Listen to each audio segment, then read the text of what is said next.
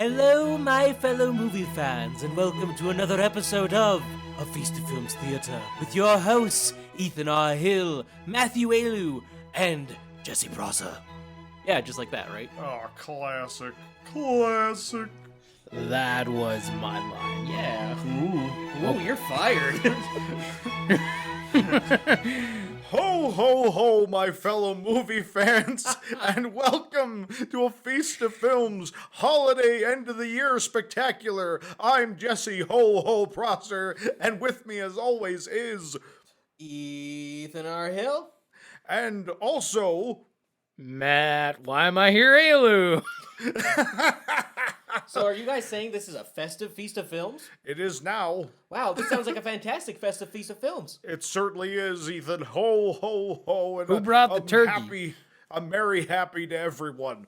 I'm very happy. I'm merry happy. Happy. I hope you all having a good, merry, happy time. Yes. Merry happy. I hope your happies are always merry. Exactly. Welcome everybody to our season finale, I guess. Yeah, season finale. Yeah. Christmas special. That's right, Ethan, and we have no plan whatsoever, but it's gonna be great. We are tired. We've had a long year. This year has been the longest decade of our lives. I am and, old.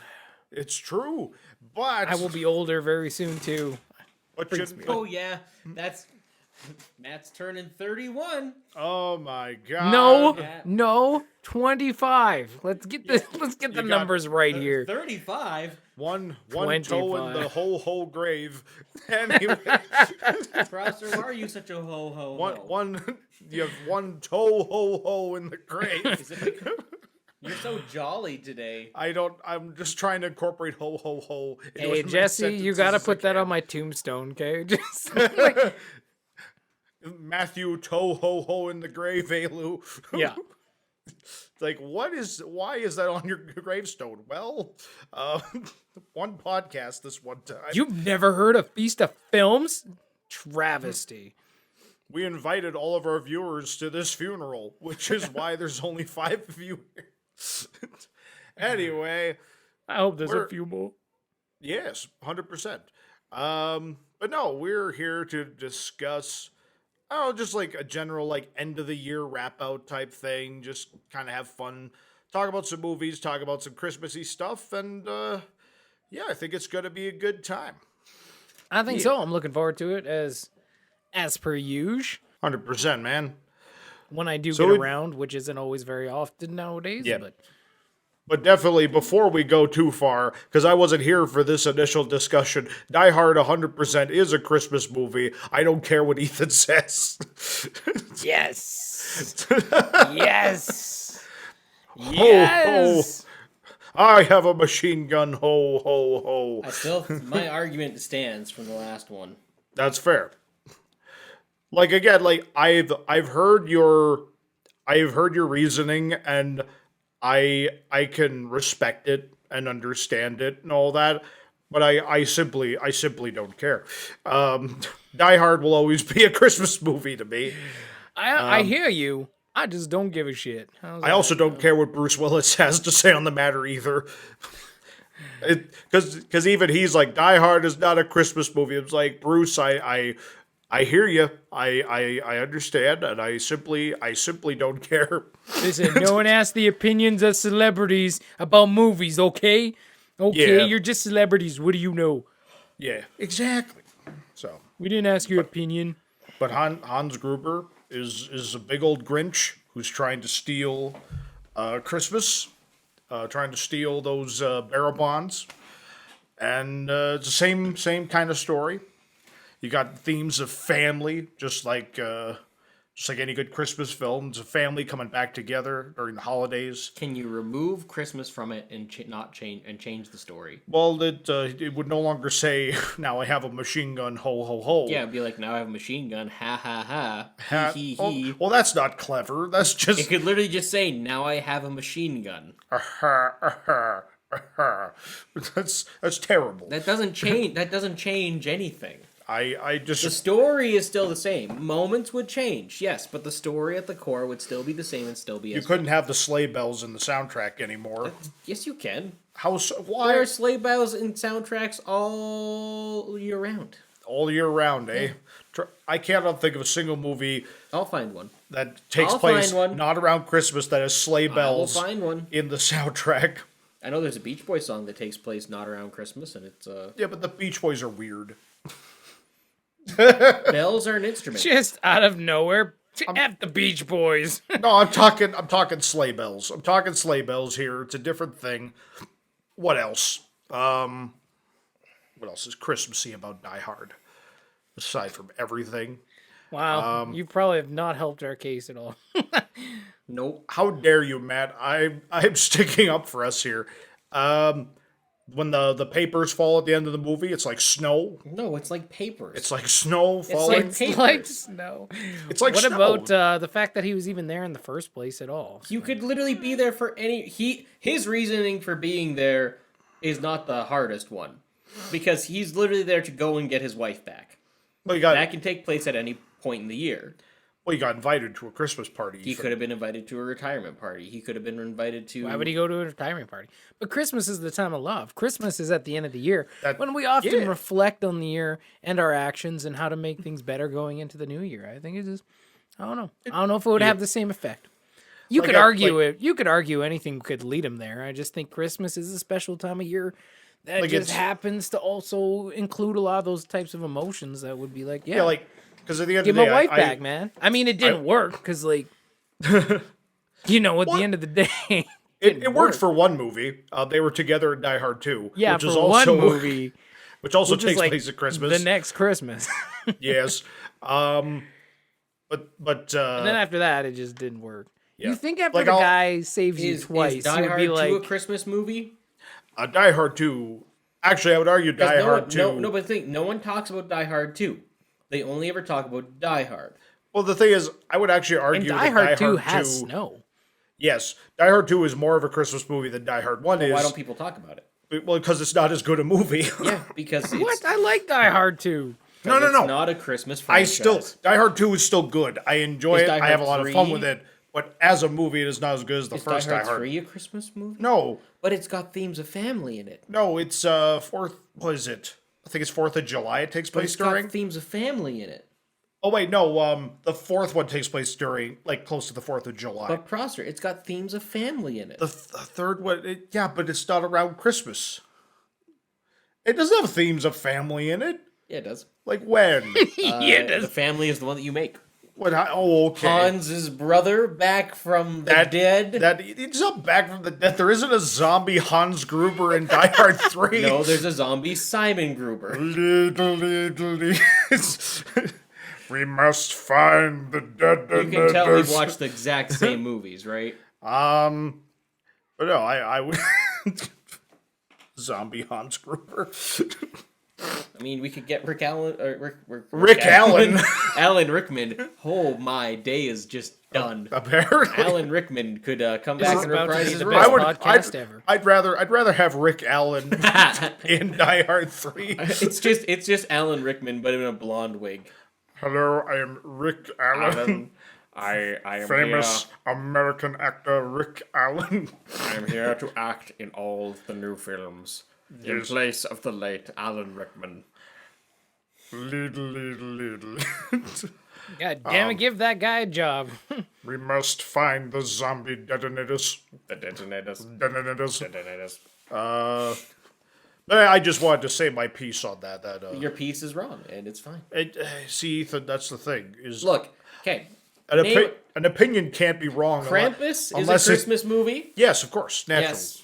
The Santa Claus is a Christmas movie. Well, yes, you need Santa. White Christmas is a Christmas movie. Silent Night, Deadly Night is a Christmas movie. Yes, because the plot hinges on Christmas. Yes, Silent Night, Deadly Night 2, kind of a Christmas movie. As we discussed last year, It's a Wonderful Life, technically not a Christmas movie. Yes. Although I would argue, also themes of, like, very boring. Oh yeah, no, like the themes are there. It's And got- same thing with Home Alone. It's got Home that- Alone has themes of family, but that movie does not need to take place at Christmas. In fact, I think the sequel shouldn't have taken place at Christmas because it was too similar. Yeah. Lost in New York? Well, that's a stupid movie title. How do you get lost in New York? It's a grid system. was downtown working, and I had the exact same thought about Calgary. I'm like, It's a grid system. I think that's what I said to you because you got lost on my maps. You're like, you walked in a circle. You're like, I can't find the address. I'm like, it's 2 blocks over, 1 block up. How hard is this to figure out? It's a grid system. I'm just saying. It was very confusing. Anyway. You need to get lessons from John Mulaney. Yes. Yeah. No, I just wanted to say my piece on that particular topic because I was not part of that initial discussion. Good. So there you go. Because you didn't add anything new. Matt made all those exact same points last time, and he still lost. So Did I lose? I don't remember. It wasn't. It's no not about one winning. interacted with the video, so It's not about. There's actually 500 views on that video. I went back and looked at it. It's like there's 500 views. Yeah, most of them were perverts, though. So. That's true. And they all stuck around for like 10 seconds, like, what? This isn't a porno? I'm like, no. A Feast of Films, yeah. they're like, oh, yeah. Looks good. What? There's white and Is dark that meat. Are they all Hannibal Lecter? Is And that then they what's click. happening? yes. And then they click on it. They're like, what the hell? This is not what I was promised. This is not what the algorithm said it was. The algorithm's like, hey, you guys like this shit, eh? How about some more? I'm like, how are these videos on YouTube? I see people get like banned and kicked off because it's like, oh man, they said too many swear words. Their videos demonetized, but then these ones are. You look at the videos where these people are coming from. You're like, how is this? How is this on YouTube? Like, it's Pretty like fresh easily. titties, and it's like, what? Excuse me? Did you say fish? Fish? Titties? No, Fish? fresh titties. Is that a sequel to Shape of Water? Fish Fish? titties. Fish titties. Shape of Water 2. Fish titties. That's the direct-to-video Shape of Water sequel. 2. Fish sticks. Fish sticks. That's the third one. Fish sticks. And no, that's the third one. And I'm like sure- the 3 is just 3 fish sticks. I'm Yeah. sure Guillermo del Toro will like it just as much as Pacific Rim 2. It's gonna be. I think you'll like it better. Oh, probably. You liked fish dicks in the first movie. Now you got fish titties in the second movie. Now, in the third one, we go all the way to fish sticks. Dun, dun, dun, dun, dun. Oh, that's hot. I love fish sticks. Oh, Love bacon wrapped fish sticks. well, we're gonna get those perverts back now. With your bacon wrapped fish sticks? You know it. Yeah. Put you into a coma? Yeah, never doing that again. I never told you that story, have I, Matt? Did we tell you about the time Prosser basically killed himself in college? I put myself into a self-induced coma. What? So I made these. I took drumsticks and I wrapped them in bacon and I cooked them and they were Yeah. amazing. But I could literally have like 2 drumsticks at a time and still feel like I was gonna have a heart attack. Mm-hmm. So like I did this and I ate 2 pieces, went to work on a show, and like I actually got sidelined at the show because I was just like. My instructor looked at me and was like, "You look sick." I'm like, "I ate the most amazing thing." And she's like, "Go sit down." I'm like, "I'm gonna do that and catch my breath." Your arteries were just clogged. Now, Prosser didn't see the aftermath, but he saw what I did. I was like, oh, that's a great idea. But he didn't have drumsticks. He So- had fish sticks. So I bacon wrapped the fish sticks. And how many were It in was a box? It was a pack of 16, and I ate all of them in one sitting. Wow. Just like, And then you're just like, I'm going all in on this one, baby. And then Yep, and then I went and laid down on the couch. I turned on the series finale of Jeremiah, which I still haven't seen to this day. I started watching, and I immediately passed out. he was out Probably for passed out. he was out for about 3 hours. And we weren't quiet. Me and the other 2 roommates were trying to wake him up. We were like shaking him, like there were pots and pans being banged next to his head, God. and he wouldn't move. We were like, "Do we take him to the hospital? Is he dead?" Like I had the best nap of my entire He life eventually wakes up. We go, "Oh, what happened? because I just How long was I out for?" you were asleep for Wow. 3 hours. What?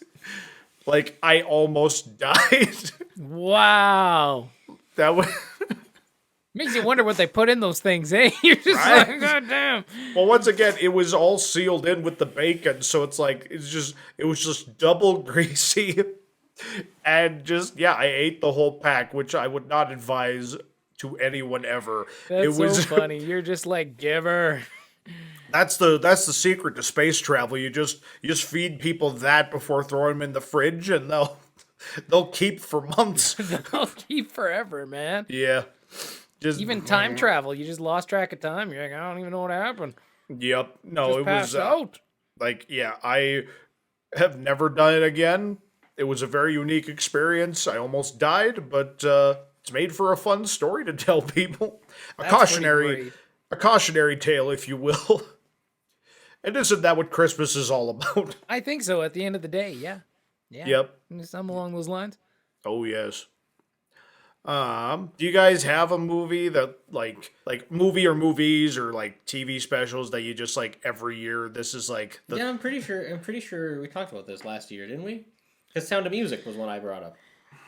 Yeah, we might have talked about this already. Oh damn! We didn't get your opinion though. Well, I guess I could give. You weren't there last Christmas, right?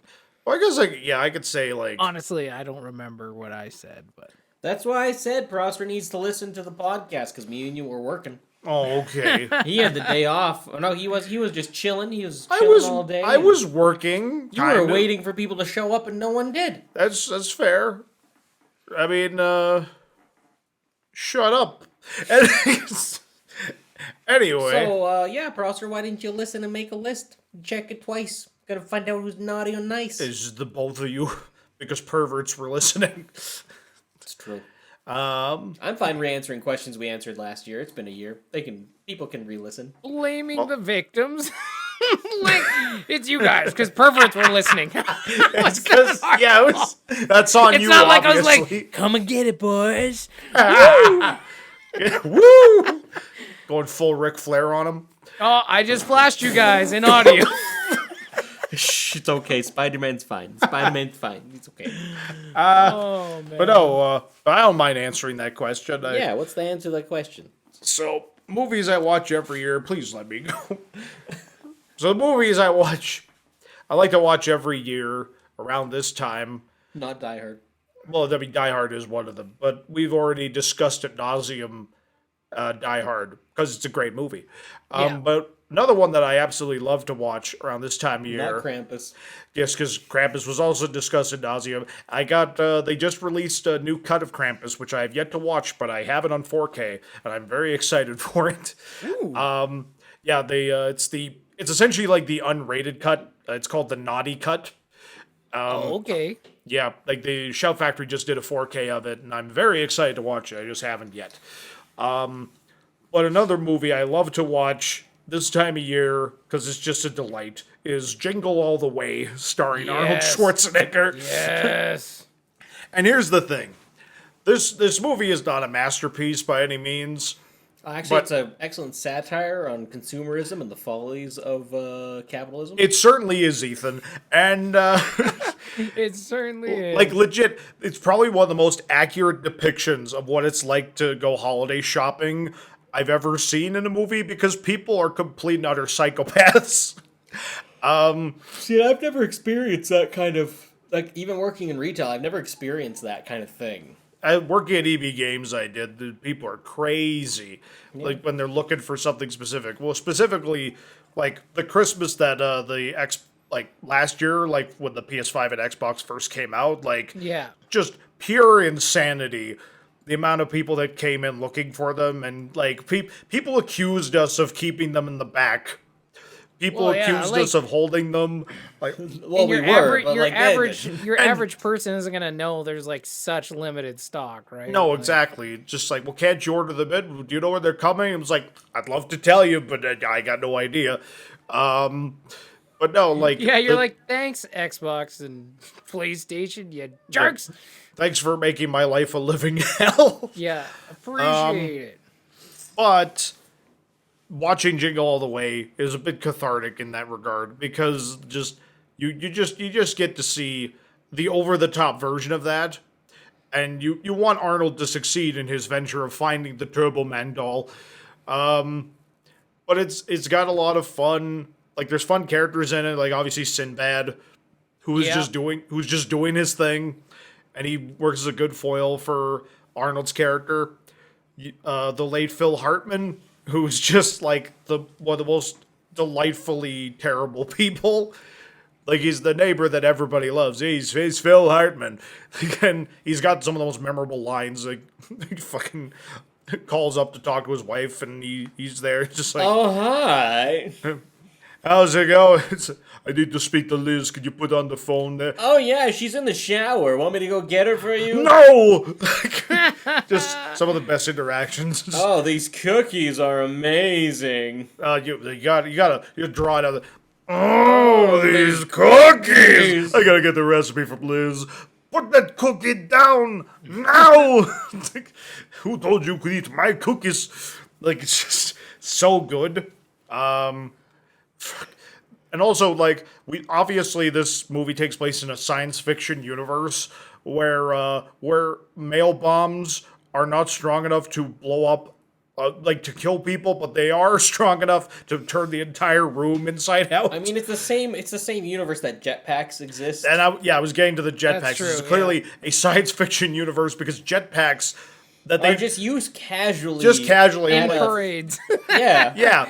Like, just, there's a fully functioning jetpack in this movie, and no one bats an eye about it. Like, They're like, whoa, that's really cool. Come on. Oh my gosh, this is gonna kill a bunch of people. also, It is pretty sweet. also that the suit for the stuntman who was going to play Turbo Man originally, like, either Arnold has a doppelganger or there is another, like, heavily built Austrian man who was supposed to be in the suit. Why does he have to be Austrian? Well, I don't know.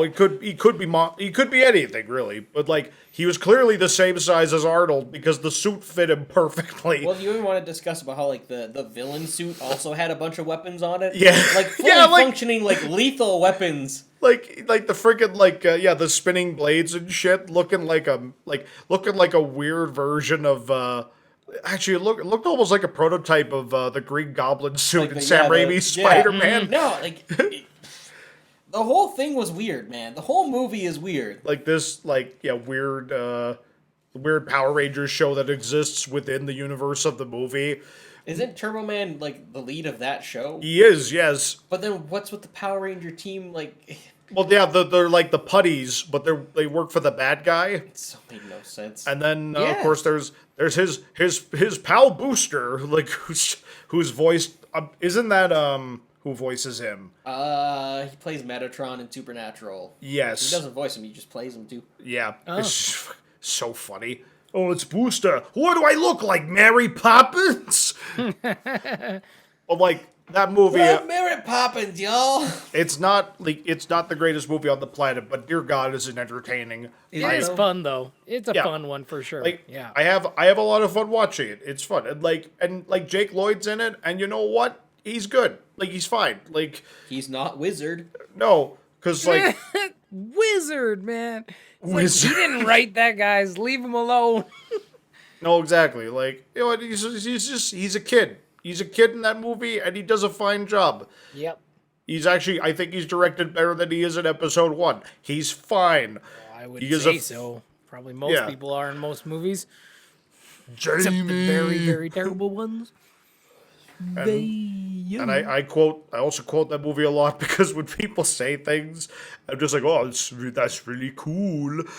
it's just Really cool, man. Remember, Liz, you're my number one you're customer. my number one customer. No, Liz.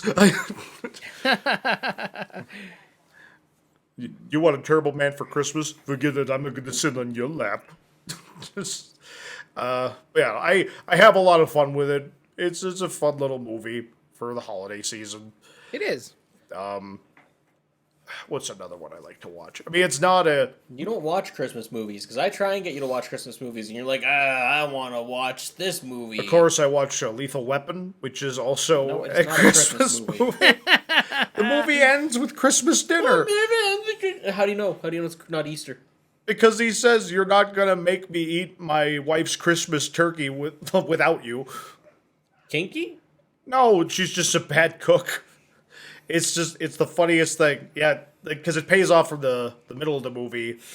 Because as Riggs is leaving, the first time they hang out at Murtaugh's house, and he's just like, "Hey Riggs, do you really like my wife's cooking?" It's like, no, see you tomorrow. Just like, they're growing as friends. It's great. That was semi a joke, but I love Lethal Weapon. It's just It's a great, yeah. just a fantastic show. Also about family and the family that you find. About a racist and a black man coming together. Oh, well, yeah. See, it's Christmas brings everyone together. Christmas a brings white everyone blanket of together. snow. Oh no, A white sheet of snow.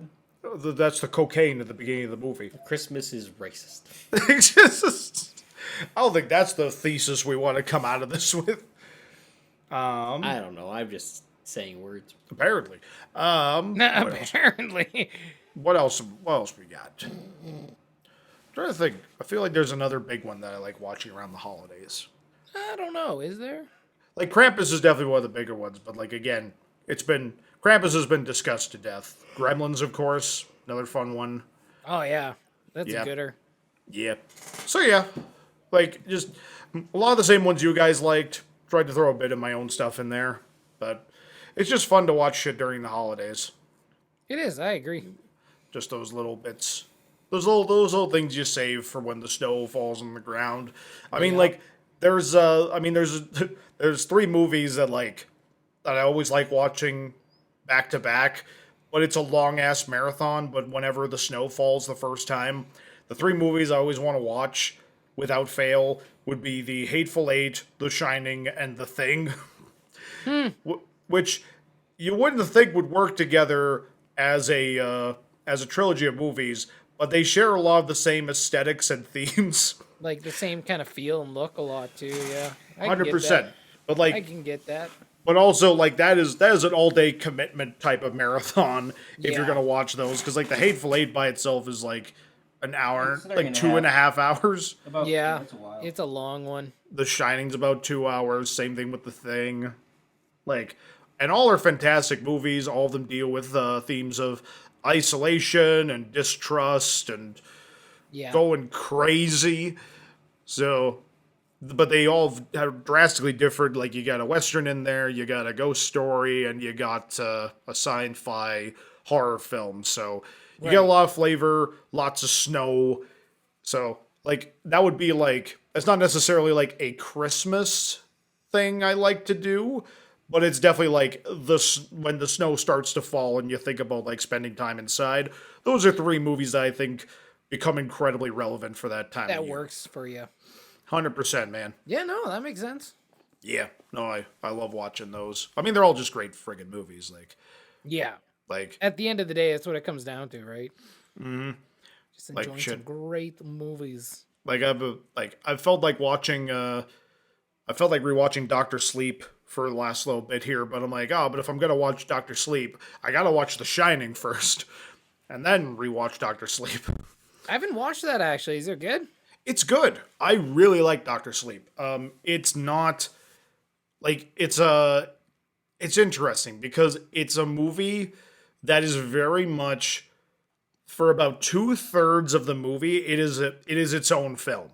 Yeah. Like, because like it's a grown up Danny Torrance and like the kind of like who he became because of the trauma that happened in his childhood. Right. And you get this, like, Ewan McGregor plays it perfectly. And for about 2/3 of the movie, it is very much like its own film about this character. And if you've never seen The Shining, it would work perfectly fine. Yeah. And then the other third of the movie is 100% A Shining direct sequel. Yeah, direct sequel that pays tribute to the book that King wrote, as well as visually and film story wise. Yeah, and like they do this tightrope act where they never fall too far to one side or the other. Yeah.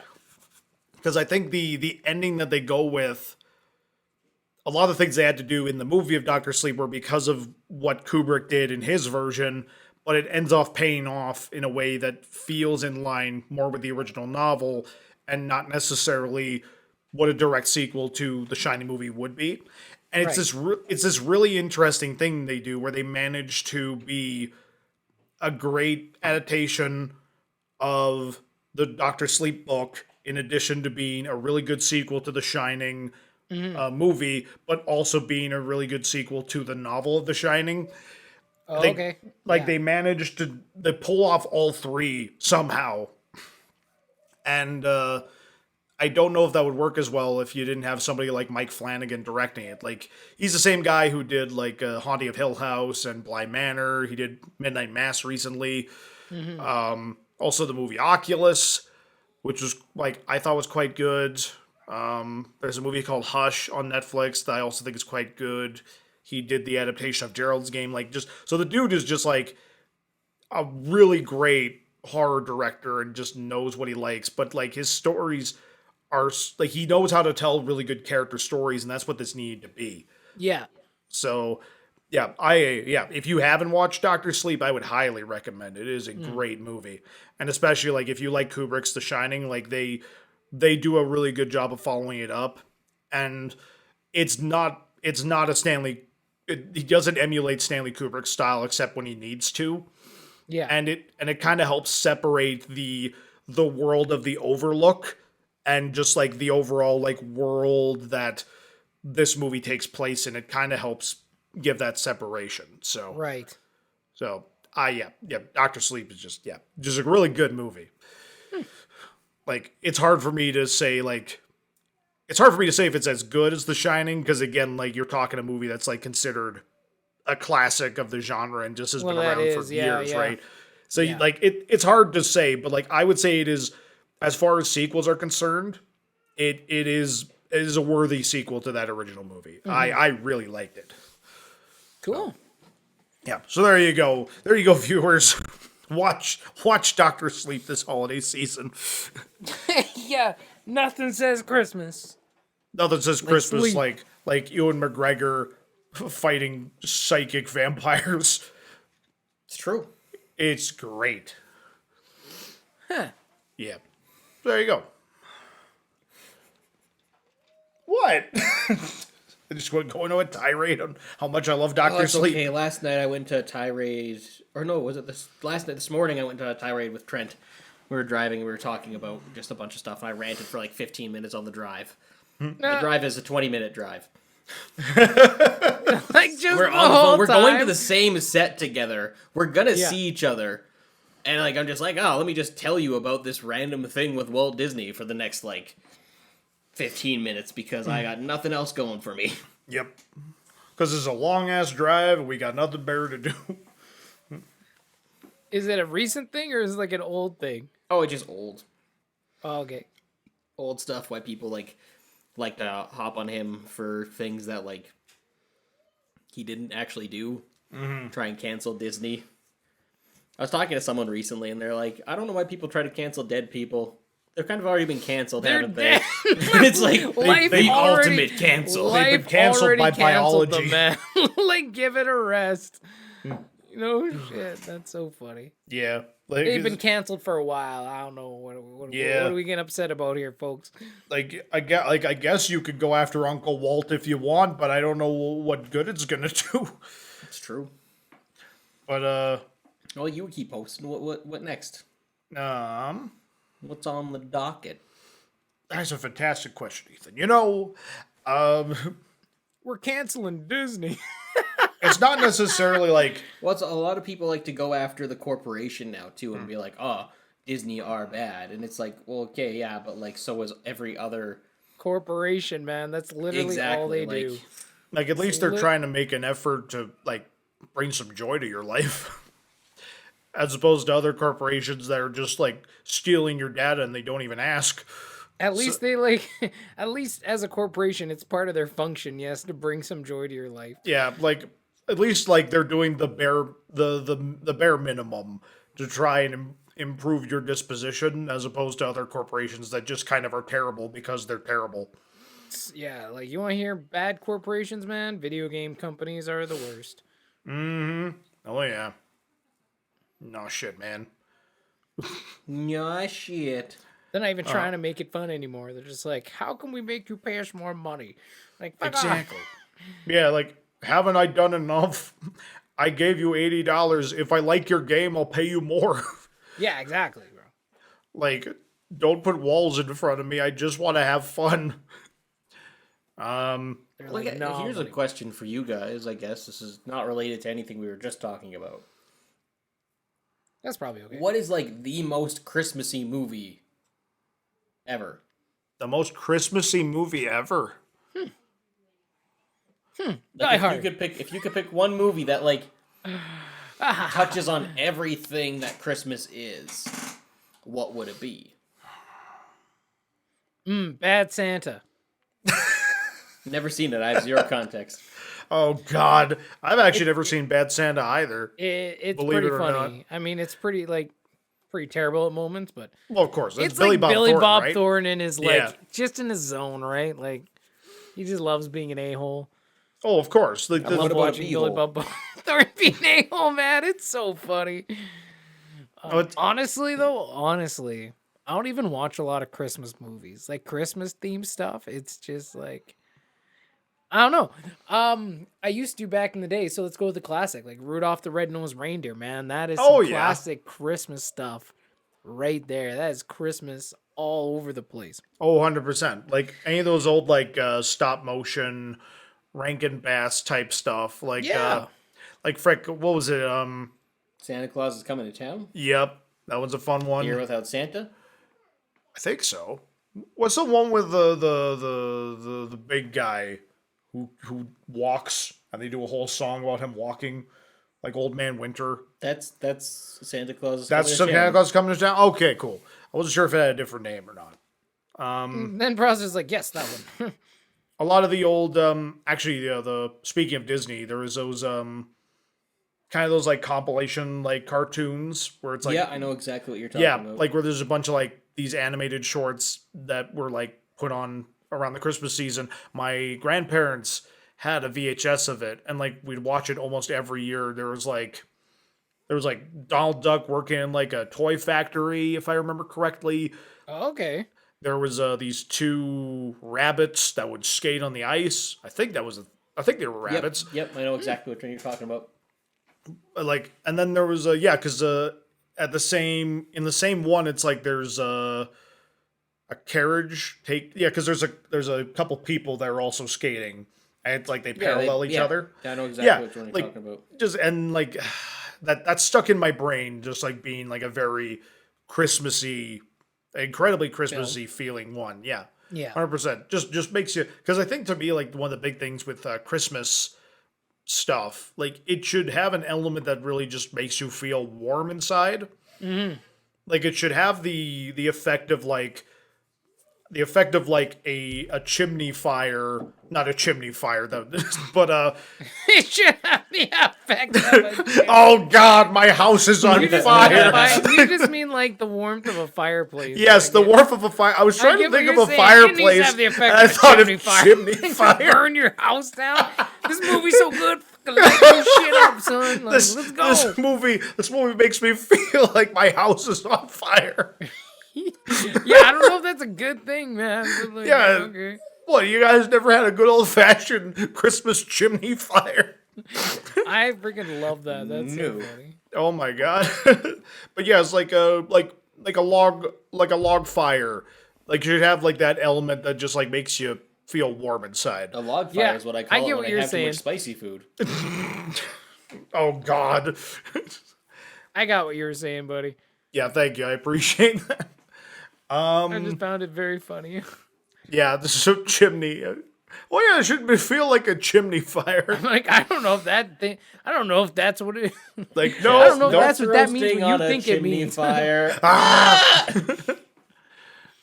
Jack Frost burning. Down your house. Yuletide arsonists. Yep. And that's like Starting some fires. I guess I'm trying to think like, because obviously like the Santa Claus, Yeah. like that's obviously a very Christmassy movie. Polar Express. Polar Express. Actually, a more recent one, the Christmas Chronicles, the first one, where like I still enjoyed the second one quite a bit. the second one's fun too, but like that first one is ridiculous. Like it like because it like does this weird thing where like it essentially just makes Santa like, what would Santa be like if it was like in the real world, and almost turns him into like a superhero. Mm-hmm. It's very interesting, and of course, like the Santa in question is played by Kurt Russell, who is just great in everything. I haven't seen that, but I kind of want to, because It's a good family. it's Kurt flick. Russell, like, man.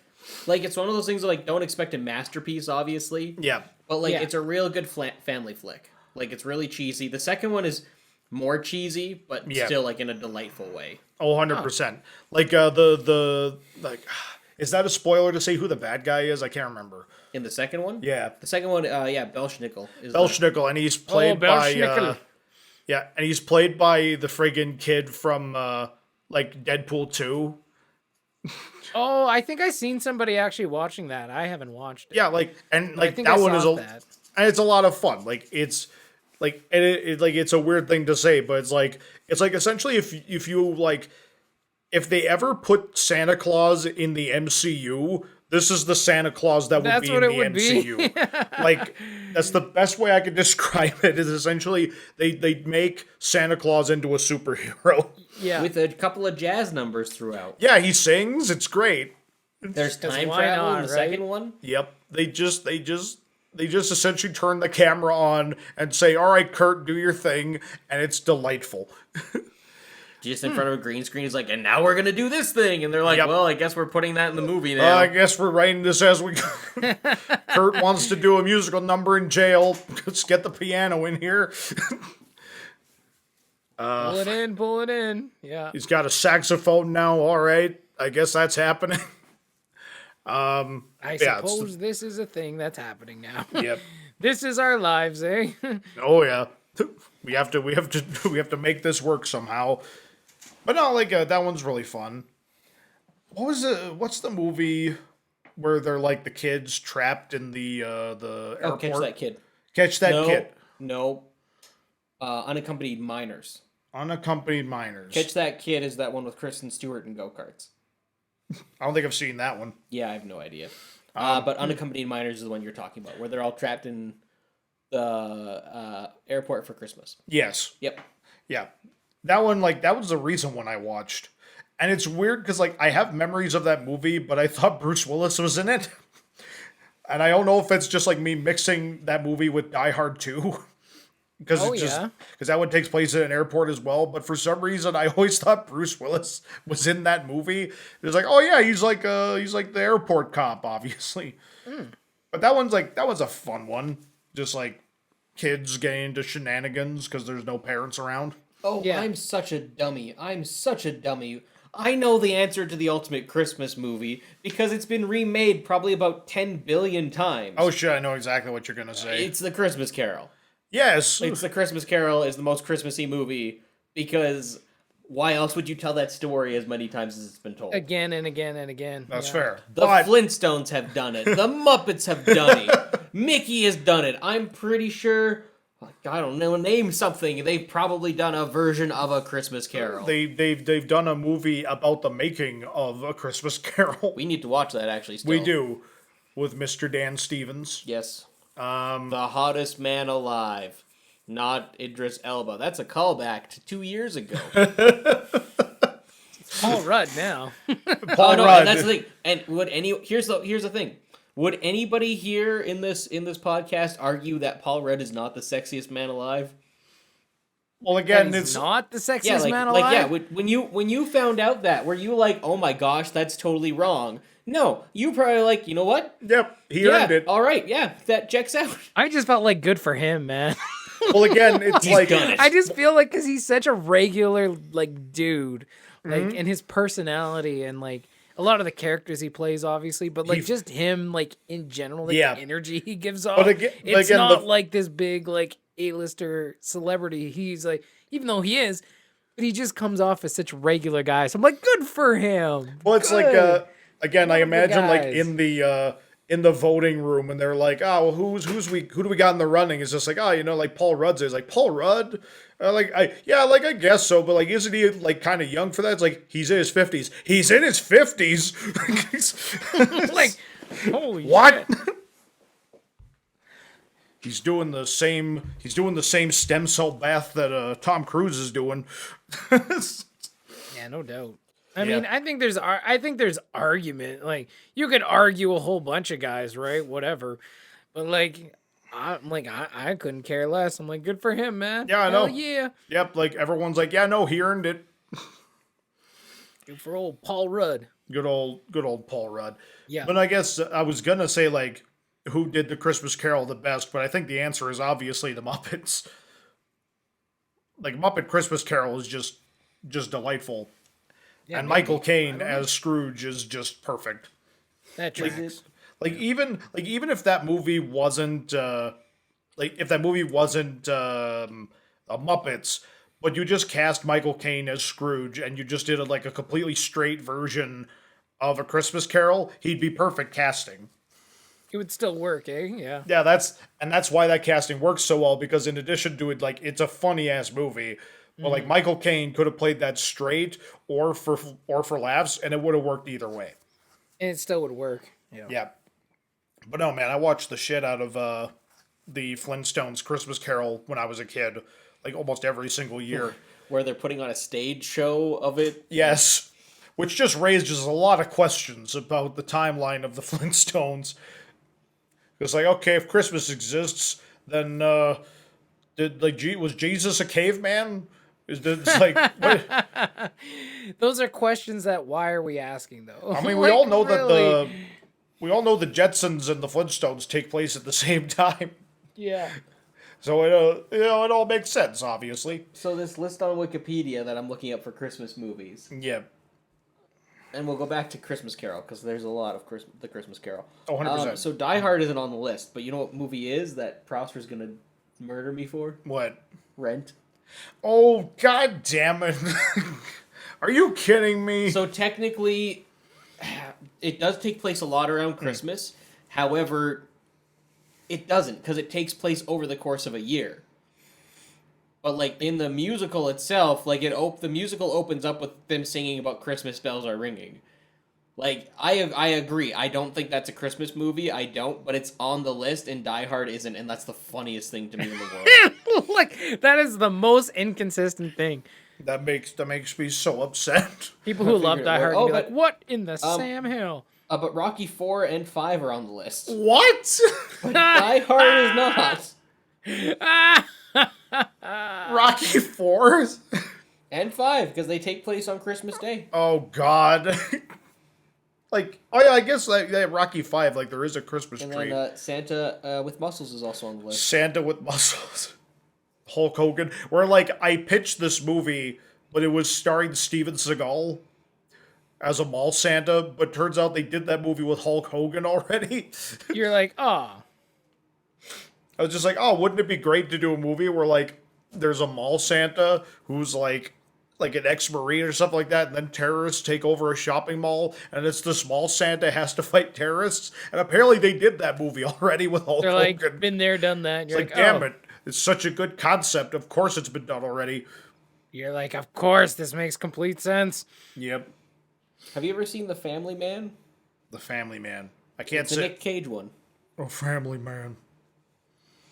I haven't actually. I don't think I've heard of it though.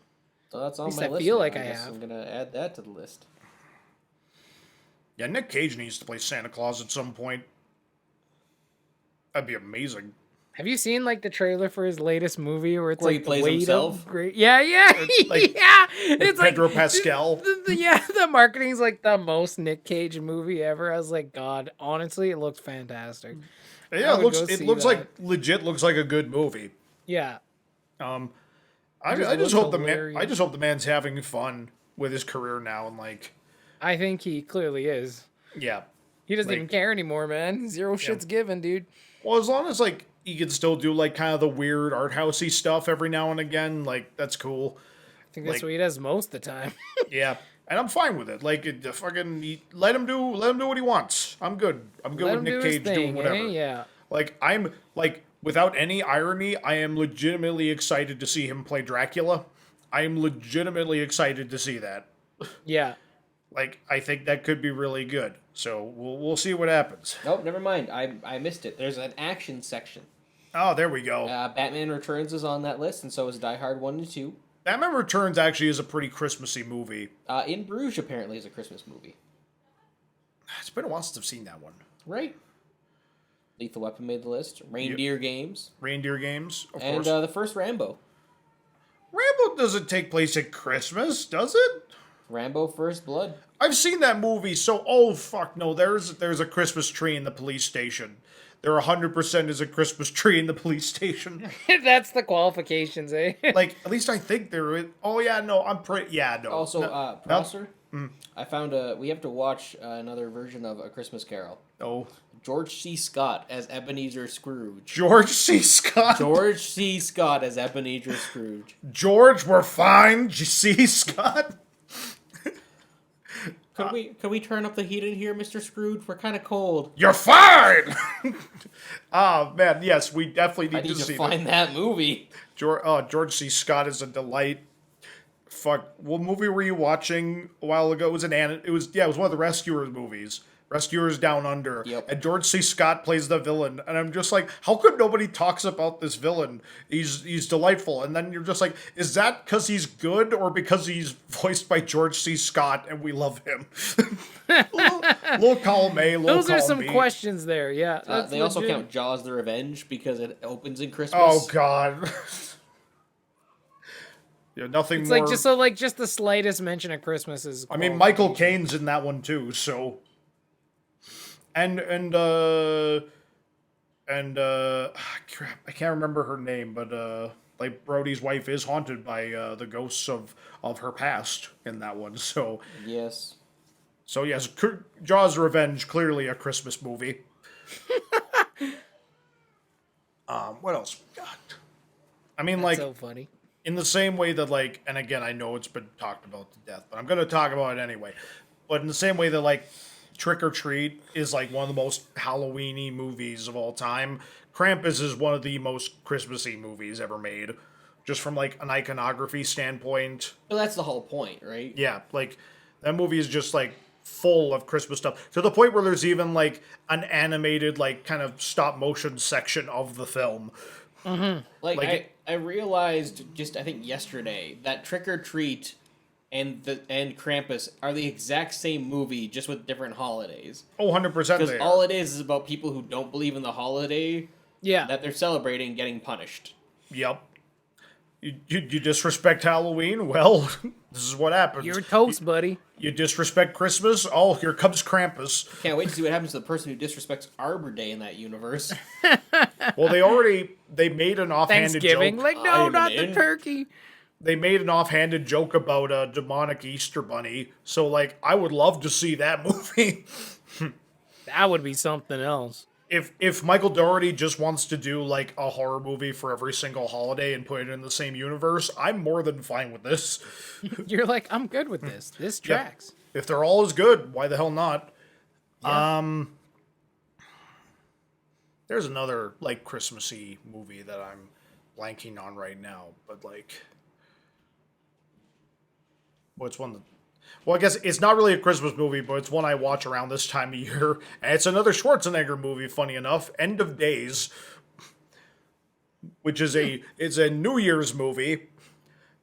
It's for the New Year's of 1999, and the premise sounds more awesome than the movie actually is, but it is Arnold Schwarzenegger versus Satan. But it also has one of the best lines ever. Oh yes.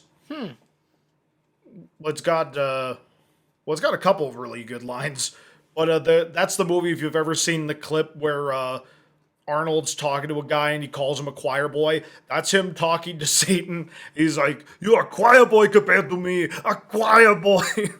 I'm just like, yeah, Arnold called Satan a choir boy. This movie's amazing. You're like, this works for me. And like Satan is played by Gabriel Byrne, who's just like he's taking it 100%. Like he's going for the Oscar in that one. I enjoy He it. didn't Just get a pro, eh? Nobody got an Oscar in End of Days. It's not a great movie, but it's a movie where Arnold Schwarzenegger has to fight Satan in order to stop the end of the world. Which makes Like- sense. That tracks. There's yeah, like there's a whole mystery around like this girl that's born who's named Kristen York, and like her name is like, it's like someone's looking for her, it's like Christ in York, like they're like, because the movie takes place in New York City. It's just like, oh Jesus. Oh boy. And then they do this whole thing where the convoluted reason for like Satan coming back and it being significant that it's like the New Year's of 1999. This priest is like, well, you see in a mirror, 666 becomes 999, like 1999, the year of his return. It's like, what? Like, okay. think we jumped through a couple of hoops to find that one, but sure. Yeah, that was a little bit of a stretch, eh? Yeah, but I'm like, Someone's all right. doing their exercise this morning, I see. Yeah, like, all right, this is fine. But yeah, no, and then there's another line that's like, again, in another movie, this line would be like like still a good one-liner, but like it'd be like even better in another movie. But it's like the priest is just like, the only way you're going to feed him is faith. And he's like, between your faith in my Glock 9mm, I take my Glock. It's like classic Arnold. Oh man, yeah. So that's like, it's not, again, not the greatest Arnold movie, but it's one that I enjoy watching every year just because of the premise alone carries the film through. As long as you're having fun, buddy. No, exactly. And who doesn't enjoy Arnold in the holidays? Some good old Annie. Exactly. It's a great double feature with Jingle All the Way. What else you got with A Christmas Carol? That's it. That's all I had. It's just, Christmas Carol exists. Yeah, that was basically it. It's like, I could go on about that movie forever, but like that to me is the epitome of a Christmas movie. The whole message behind it is just purely Christmas. Yeah. It's about it covers, I think, every field of what Christmas is. Just about being a good person, about doing unto others as you would have them do unto you, being with family, not taking people for granted. Like, there's just so much. Mm-hmm. And I think it's the ultimate story. I mean, it's in the title. It's in the title. Mm-hmm. You're just all jealous I came up with the best answer. I mean, like, I think a lot of people would also argue Miracle on 34th Street as well. I mean, yeah, but it has been adapted like a billion times. It's been adapted a couple times. It's been adapted once. No, there's two, I'm pretty sure. There's the original one and then the remake. So it's been adapted once. I'm certain they've done it more than that. No. Let me take a look here. No. Miracle on 34th Street. Matt, you're with me on this, because it's got John. No idea. John Hammond in one of them. Richard Attenborough? Yes, Richard Attenborough. John Hammond. You mean John Jacob Jingleheimer Schmidt? His name is my name too. No, it's not. Your name is Jesse Prosser. His name is my name too. Miracle on 34th Street. Let's take a gander here. How many of these exist? 2. You're wrong, Ethan. There's 2 of them. Wait. Because the first one, I think, was 1934? 54. 47. 47? The second one was 94. Yes. Yeah. Listen, all I'm saying, that movie literally has Santa Claus in it. So does most Christmas That movies. movie literally has Santa Claus. Like, I'm what's just your saying. point? Are you Elf trying to has say Santa Claus in it. Is that just as Christmassy of a movie? I mean, it's got James Caan in it. I don't know what that has to do with Christmas, but I said Santa. he's in it. all right? Just fun fact: Elf has James Caan in it. What else we got? I do like Elf too. It's a fun one. Elf's pretty. Like, yeah. Elf, I don't think it's Will Ferrell's best movie by any means, but it's okay. It definitely has like that Christmassy feel to it. But is it the ultimate Christmas movie? No, like I think you are. Is I think that you the are correct. question? Yeah, like that was basically it. Like, what's the ultimate Christmas That movie? was the question. I was like, oh, is that I thought we were still talking about like, favorite Christmas movie. Oh no, like Oh no, my favorite Christmas movie. I'd have to think about. I can't believe we're No, still It's a talking Wonderful about Life. That's it, my favorite Christmas movie is It's a Wonderful Life. That's my answer last year. It's this year, hasn't changed. But like, the ultimate Christmas movie to me, I think, is A Christmas Carol. Yeah. And it's not just like, to me, that's not even just the ultimate Christmas movie. That's the ultimate Christmas story. Like, I mean, Yeah, people I- argue that A Christmas I Story would've- is the ultimate actually, Christmas no, story. people would argue that the Bible has the ultimate Christmas story. Actually, I know there would be somebody being like, Ethan, I was actually you're like, missing the point of Christmas. And it's like, I am talking about the hollies and the jollies. actually, I was in a my first ever theater performance was in a play called Miracle on Bethlehem Street, and it was Yeah. it was the story of I know, I was in the same thing. oh, there you go. Yep. I played Joseph, pretty key character for someone who's 7 years old to play. I mean, that just sounds like most Christmas pageants. Pageant? No, this Yeah. is a full on play. That's what they're called. It's a Christmas pageant. What? That's actually what they call it. That's Isn't a Christmas pageant a pageants? different? Yeah. Yeah. Isn't that a different thing? No. Because we didn't do Christmas stuff every single year. It was just that 1 year. Yeah, we're talking about, like, Matt, you grew up in church, right? No. This didn't have anything to do with church. No, we but yeah. did the play. Every year they'd put on like some kind of Christmas thing, right? Yeah. People do some things. Like, we just call it our Christmas program. Like, people call it different things, but more or less, if you're like retelling the birth of Christ, it's the Christmas pageant. Yeah. I see. Well, that's not what we called it. But, Yeah, because you're a bunch of weird backwater hicks in Athabasca. how could you? Yeah, You know, some of those people listen to this program. I'll have you know. not a single person does. That's possible. Anyway, but no, like, no. I think you are right. That probably is the best answer. But specifically, I would say the Muppet Christmas Carol is the best one I don't know, man. I don't know. because it tells the story in a great way and is just delightful to watch. But there's something about just a classic story that just like it really touches. I still gotta watch the original, like that, like the black and white one. There's a couple. Yeah, like I gotta watch some of the older ones for sure. We'll just do a Christmas Carol marathon and watch all like The Christmas 10 Christmas There you adaptations. go. Christmas Carolathon. See which one is the best. We'll do direct comparisons. Which Yeah, one is the best? That would actually be and kind of worst? fun. I'm not gonna lie. Well, like we'll include all like the parodies and all that as well. Christmas tree, oh Christmas tree. So there's a copyright strike right there. No, that one's. Tenenbaum, oh Tenenbaum. I'm sure that's public domain, right? I don't know.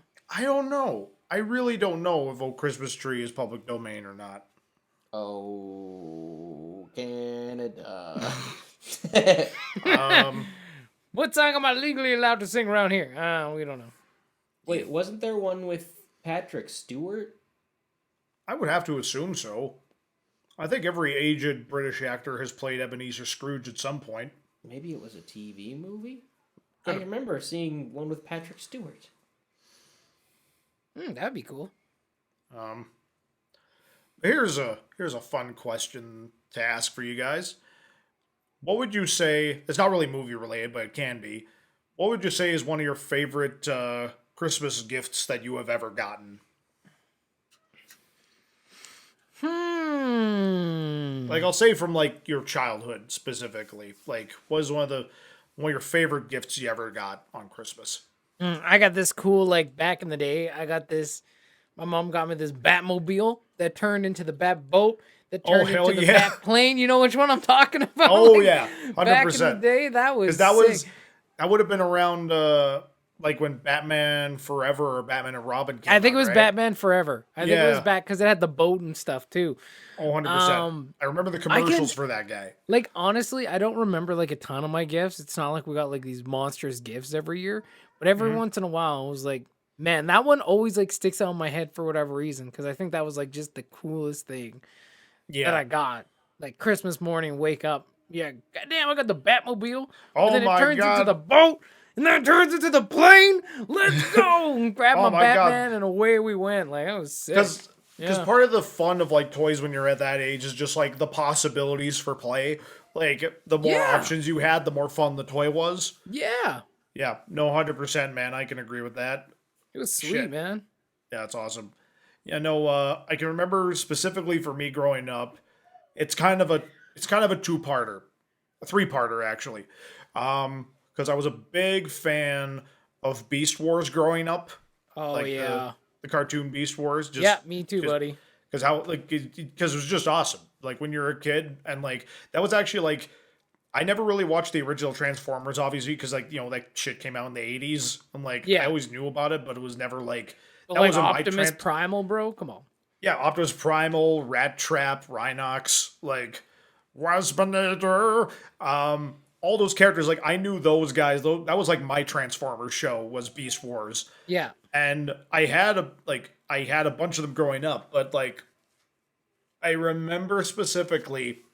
For a couple of Christmases, I got one of my first Christmases. I got the T-Rex Megatron.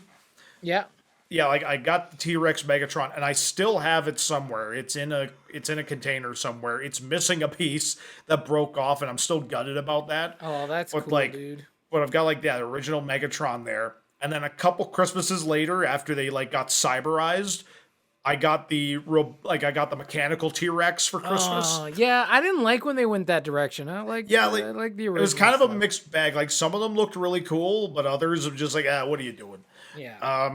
And then when they like went back to Cybertron and they changed again, and Megatron was the dragon, I got the dragon for Christmas. You're like, dope. And specifically, I remember needing help for the first two Transformers, like those first two Megatrons. I remember needing help because, of course, you're a kid. You don't read the instructions. You don't figure out how it's gonna work. You just kind of go for it, and eventually you're like, I need help with this. This is You're like, man, I could read, or I could just ask for help. Yeah, I need help with these instructions. But I remember specifically on Christmas getting that dragon, the Dragon Megatron, and transforming him all by myself, and I felt so accomplished. Just 'cause so that thing damn was proud, huge. eh? Like it was a big one. The dragon. I think I know which dragon you're talking about. Yeah. 100%. Like he transforms from like Megatron to like this big red dragon, and I remember transforming him all by myself, and it was a huge accomplishment for me as a kid. I figured that out. Those were complicated too. Some of them were ridiculous. They weren't even made it for kids, man. They're like, hey, you a kid who wants to be a grown ass adult, try transforming this son of a bitch. Yeah, like have fun. Lose all like the original pieces and T-Rex. shit. I remember was only a couple of things changed because like they were kind of trying to like make it so the transformation was as close to the show as possible. So it was like only a few things that kind of changed that you saw. But then when they got to the mechanical ones, like they just got so complicated, and that dragon specifically was so complicated. Because I think there was like 3 different forms or something like that, but it was like getting from the dragon to Megatron, I remember was like a bit of a challenge, but I figured it out, and that was great. Like specifically, that was a gift. Those it's like 3 gifts technically, but I feel like they're related. But I always remembered those ones specifically. Those were a lot of fun. How about you, Ethan?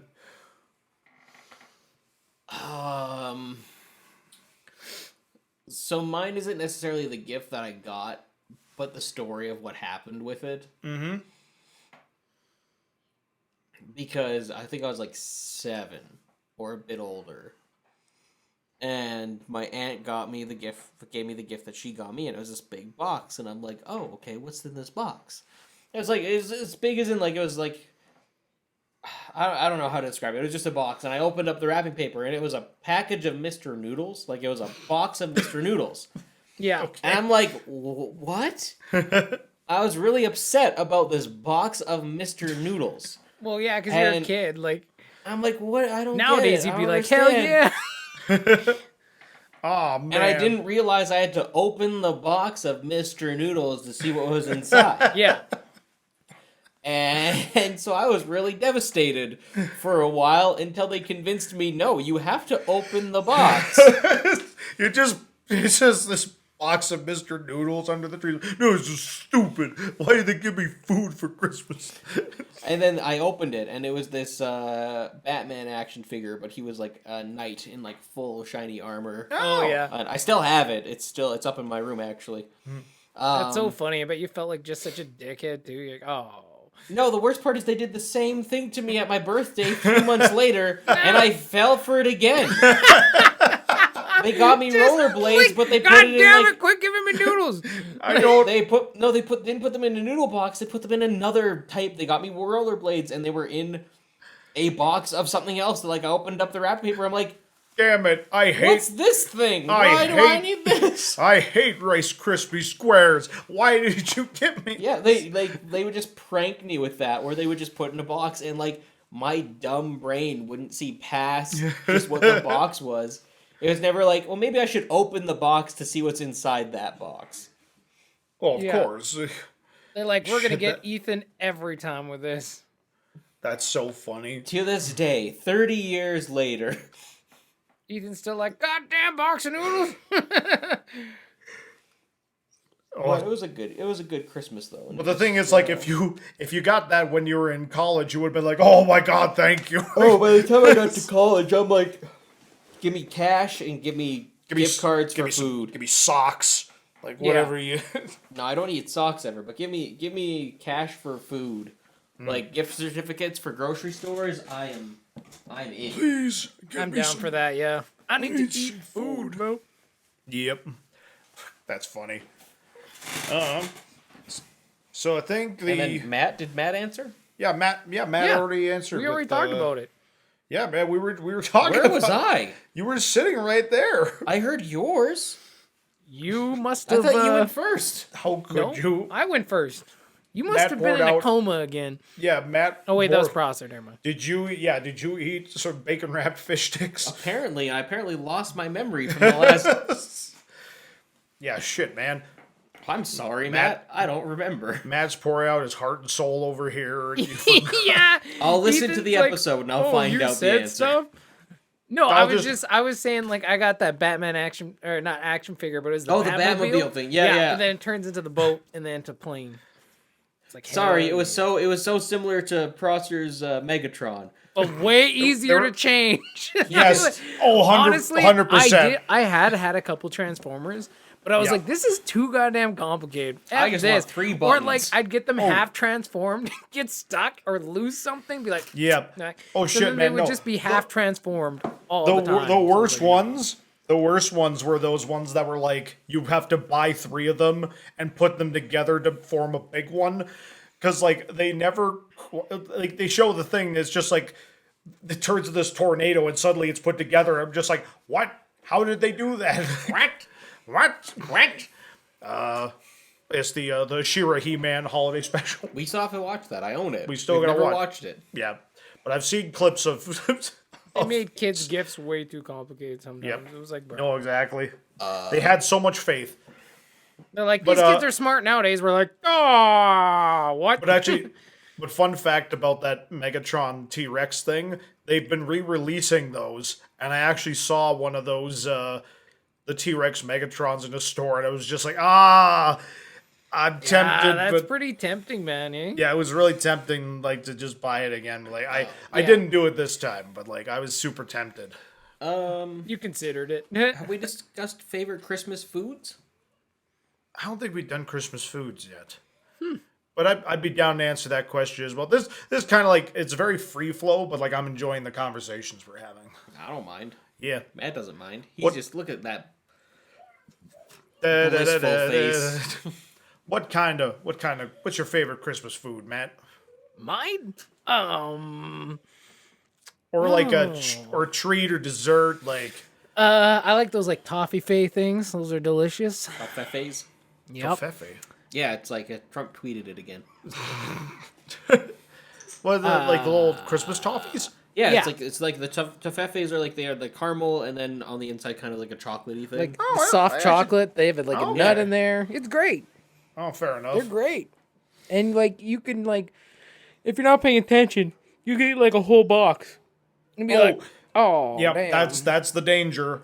my mom does a lot of like Christmas baking during the holidays, and I've tried other people's butter tarts, but my mom, like, I know everyone says this, but like my mom makes the best butter tarts. And I disagree because Of my all mom's time. makes the best butter. Exactly, that's what I'm talking about. Everybody's mom makes the best, but my mom's are But actually not as good the as the best. grandma's, It's true, right? Grandma always makes the best. 100%. Yeah, grandmas do. Yeah. But yeah, no. I would say like butter tarts during the holidays, like those are great. My mom also makes like these tiny like cheesecake cupcake things. They're quite excellent. But if we're talking like more of a, I guess like a traditional candy, nothing beats getting a chocolate orange on Christmas like Day. a good old chocolate orange. Smash Right? that bugger on the table. Bam! Yeah, What's like, up? 100%. Like it's just because it's just fun to do. Like Yeah. fucking get a heart if it's just and like every year I always like get what you got excited. for Christmas? Chocolate orange. Bam! Yeah, exactly. And like you always think like every year I'm like, oh man, I'm gonna have so much of this chocolate orange. You have like 3 or 4 slices, and you're just like, oh god, this is so sweet, and you have to like save it for later. Oh yeah, This it's is- like it takes me like a month to eat one. Yeah, they're so rich. They're so ungodly rich that I'm just like, oh god, I'm gonna melt my teeth if I keep eating this. I do Oh, like well, them though. Yeah, that's for sure. Yeah.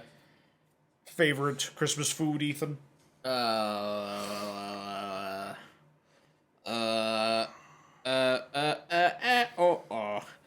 Shortbread cookies, nuts and bolts. Oh, My aunt makes shortbread cookies and nuts and bolts, and they're always phenomenal. Okay. Mom makes orange salad, which is just like an orange Jello salad for Those are always Christmas good. dinner, and it's amazing. Oh yeah. Pot of gold. My family was really weird, and for years, every Christmas, we'd always get like a box of pot of gold to share. Oh Pot yeah. of gold. Yeah, it's like the box of chocolates. chocolate. Oh yeah. Yeah. Okay. We all know where the rainbow goes, Oh my. and it goes to the pot of gold. I do not remember this jingle. What? I don't remember I know. What? this jingle. What the What? Matt, do you? Yeah, I just said I do. Thank Yeah. you, Matt. Yeah, I know what you're My talking voice about. couldn't go any higher. you're too busy yelling to hear. At you. Get a life. I don't remember this jingle at all. No, Ethan, you can't look it up. We'll get a copyright strike. I will edit around it. You'll edit around it. I I'm said gonna edit you'll around it. You jackass! You're making more work for me. Good. Oh my god. Good. Shit. Good. Gotta love it. Pot of gold commercial is a. I mean, like, also when it comes to Christmas, I'm just a big fan of like the whole turkey potato stuffing. Oh I yeah, just the love like classics. holiday food in general, right? It's like, Oh, yeah. yeah, Just I don't something eat it about every Christmas. like. I All wouldn't the eat it every leftovers. night, you know what I mean? But like on the holidays, it's like, You get Let's yourself go, a turkey baby. sandwich the next day. It's so the good. Yeah. next month. The next month of turkey sandwiches. yeah, let's Shit. make it happen, Captain. I just watched that edit of like it's a clip, like a scene from Friends, but somebody edited out the laugh track. And it's the one where somebody ate Ross's sandwich, and You just saw that? I just seen that That's edit been around for years. because I've seen the one where he talks to like the self defense instructor about attacking women, and that one's also really funny. but the not the subject matter, but the edit was funny. But yeah, the one where he talks about the moist maker in the sandwich. It's just the weirdest thing. You ate my sandwich. You threw out my sandwich. It's just police sirens. It's so goddamn funny. Dun dun. My sandwich. When you take out the laugh track, shows are just Yeah, like when you take out It's the almost laugh funny. track, Ross is a psychopath. Like, oh my god. Anyway, show me this thing so I can edit it out. Oh, I see.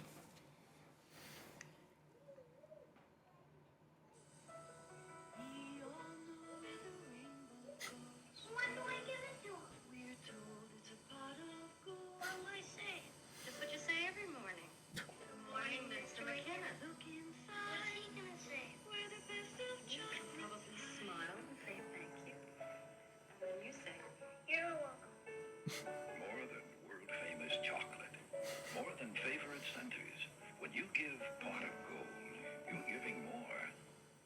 Well, that was very heartwarming, but yeah, Yeah. I don't remember it at all. Viewer, we will put a time code into the edit where we listen to the pot of gold commercial, so you can pause the video, go and watch it, and then come back.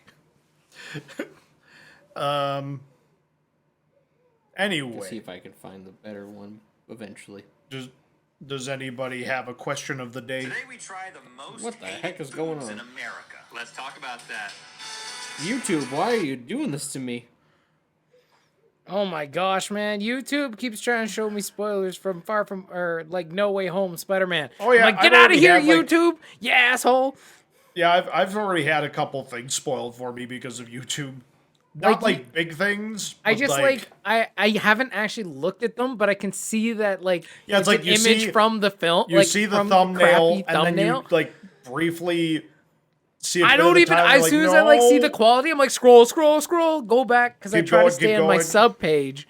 But every once in a while, you open up YouTube and it's on the home page, and it's like the first thing it'll put up there. I'm like, oh, you a hole! Yeah. Get out of here! I had a big one spoiled. I say spoiled, but I knew it was gonna be a thing. But I had a thing on Reddit, literally front page. It just said "lol" and it was a picture, and I'm just like, God damn it, Reddit. Yeah. But it's it wasn't a massive thing, but it was just come on, man. So What was the question of the day Matt suggested? Last time on the... Oh, what was your favorite movie of this year, and what kind of or show or whatever, or a couple favorites, whatever, it doesn't matter. Just kind of nice way to just wrap kind up of the an year. end of the year. And what are you looking forward to in 2022? okay, Sleep. yeah, that's Yeah. it. I mean, inside of my specifically on eyelids. shows, but yeah. The outside of my eyelids. Yeah, I was. Oh. Yeah, no. Trying to think. What all did I watch this year? I watched a lot of older movies. Yeah, as far as modern stuff For new goes. movies that came out, my favorite so far has been Ghostbusters Afterlife. I really I haven't love seen that that movie. yet. It made me cry. Made me was think good. about my life. It was very good. I really liked it. Yeah, no, overall, again, I don't want to go too much into it, but yeah, as far as being the third installment to the Ghostbusters franchise, because it goes back to the original timeline. It nailed Right. it. It was the Ghostbusters sequel that we deserved. Mm-hmm. We haven't seen a lot of new movies this year. Oh, actually, no. It That's doesn't have to necessarily be new, just something you saw this year that you're like, oh yeah. man. There's been so many. I've been watching so many new movies, but and since January to now, I can't remember them all. But another one that I really liked was No Man of God, and I think I talked about that on. That one was quite good. Yeah, it's a Jeffrey Dahmer, No, Ted Bundy. Ted Bundy, the other guy. The other guy. There's other guy. only 2 serial killers. What a world we live in, eh? If that was the case, so much better. It's just these two guys. They were doing a thing. Shang-Chi was really good. Yep.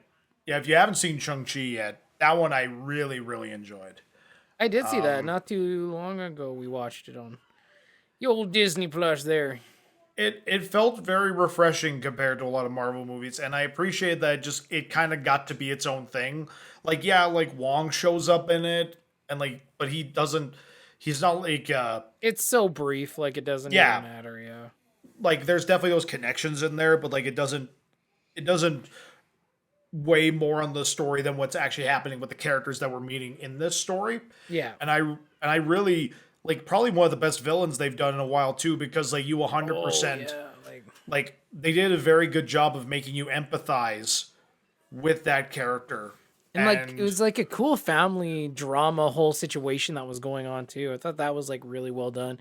Yeah. Almost Shakespearean. It was pretty 100%, man. it was really and well done. The soundtrack was really good. I really enjoyed the action sequences. And a lot of people just oh, they just ripped off Hong Kong action movies. It's yeah, and your point is they did a really good job of it, and the action the was choreography was like brilliant, man.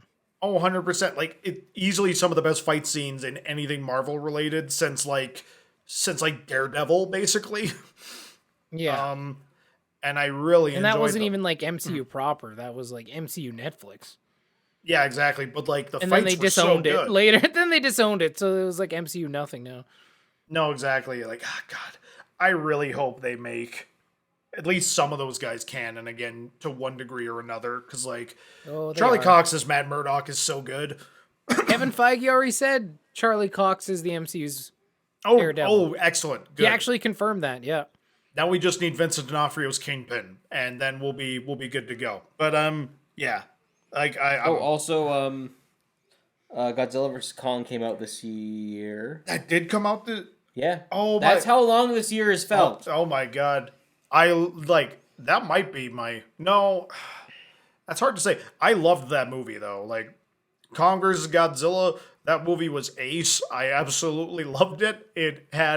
They finally, after 4 movies in this franchise, and here's the thing, I've enjoyed all of them. Yeah. Like, to one degree or another for what they are. Like, I know a lot of people crap on the 2014 Godzilla, but I really enjoy that movie for Yeah, what it was is. fun enough. Yeah. Yeah, like, and like, to me, like, the first act and the third act are like near perfect for me, and then it just gets bogged down by the middle of the movie. That whole where, second act, yeah. yeah, the second act just drags. Where and, just like, nothing happens the whole time. Yeah. exactly. But then, like, pretty much from like the Halo jump to the end of the movie, I'm like, this is like monster movie perfection. I enjoy it.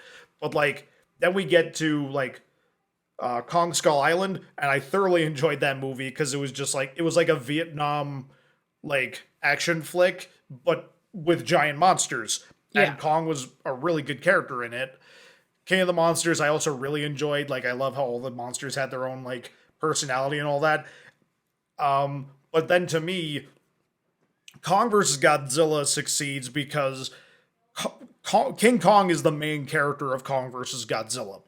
He is the main character, and Godzilla is like the secondary protagonist. Like, they finally like did a thing where it's like the monsters are actually the main characters this time. Yeah. And like there are human, like, have you seen it, Matt? No, I haven't.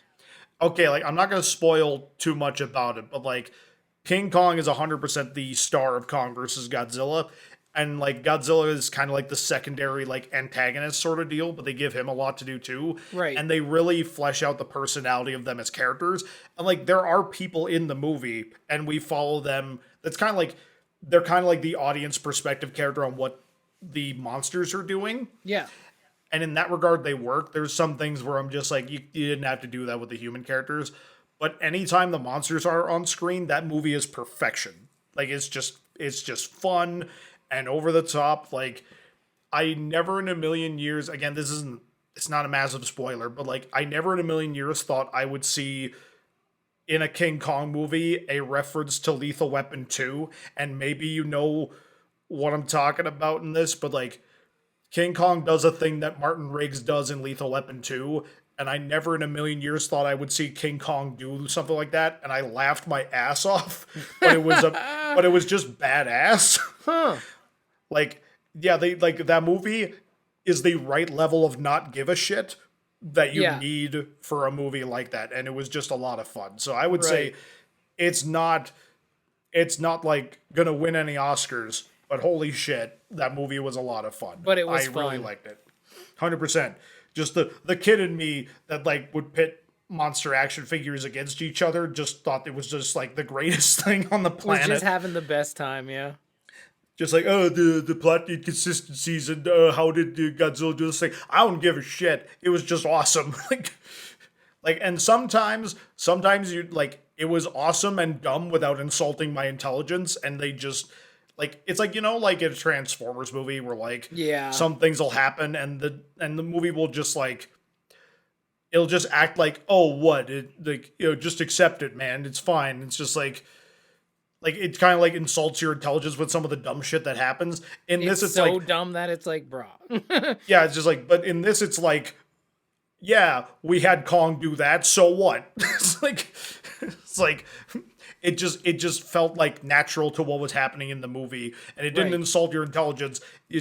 it reveled in the fact that it was a big dumb monster movie. Monster movie.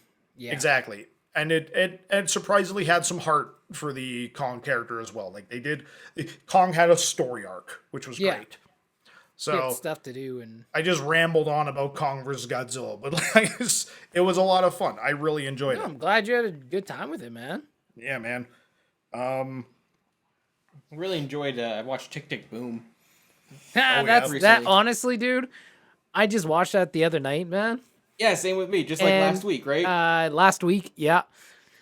And honestly, it was just one of those things that like it was so like just where my mindset's at right now and like what I'm trying to do in life and try and figure out like where I'm going and what I'm doing.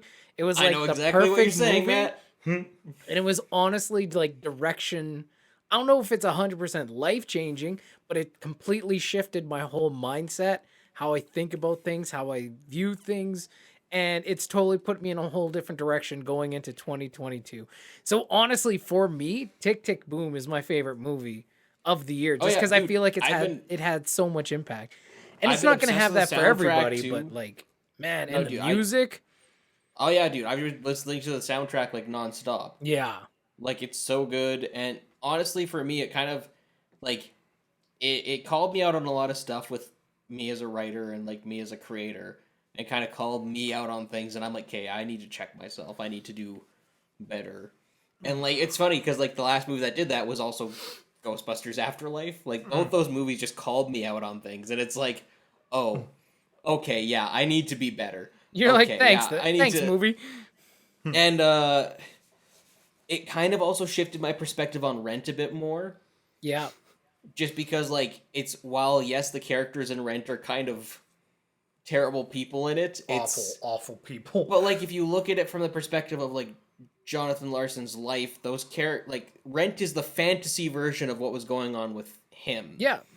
And so that ending where they sing Mimi back to life, that's a fantasy moment. That's not meant to be a realistic moment. It's not meant to be a realistic look at what was going on in their life. Like it's meant to be a cartoonish look Yeah. at what they were dealing with. And like so it kind of made me respect Rent a bit more. Well, you Which see was like so weird. many of the themes of that musical in his life, right? And in his life story. I thought it was pretty cool too. Like I want to give it a shot, but I have this He's gonna hear the beginning of No More and just be triggered by Rent. just like, Because like and that I'm opening, done. that opening guitar riff to No More sounds almost identical to It's the very opening of renty. Rent, Yeah. right? But it's such Yeah. a good song. And then yeah, no, just like Yeah, dude, Dude, a lot like- of the music's like really good, man. Especially that last song. I was like really digging Yeah. it, man. Like the lyrics, right? oh dude, the lyrics hit. Cages or wings? Which do you prefer? Ask Fear the or love, baby, don't say the birds. answer. Fear or love, baby, don't say say the the- answer. I just get Actions flash- speak louder than words. Dude, I also just get flashbacks immediately. I'm like, man, I'm really glad this movie didn't come out when we were in high school because we would have just been like this is singing all I would have been singing for like yeah, all the time. Just like Like I've been singing it at home a whole bunch too. My family's like, Jesus, man, give it a break. oh dude, And I'm like, no, I gotta learn all the words. I'll be driving to and from work just singing along, blasting it like This is the life, bo bo bo bo bo. This is the Surprisingly, life, bo, bo, that's bo, my bo. surprisingly that's like my least favorite song. But it's so cool how it's spontaneous, like how it like Yep. how they well, it's like whatever film to be Spontaneously that way. Like that's what's staged. happening in the story. But like, I'm like that just reminds me of like. Man, I'm like, I feel like that was like, we're so close to that, like in high school kind of thing, right? Well then Like it just someone break out a song, like it wasn't made up all the time, but I just the felt play- like I was like, man, the play game song too, like the random rap in the middle of it. yeah.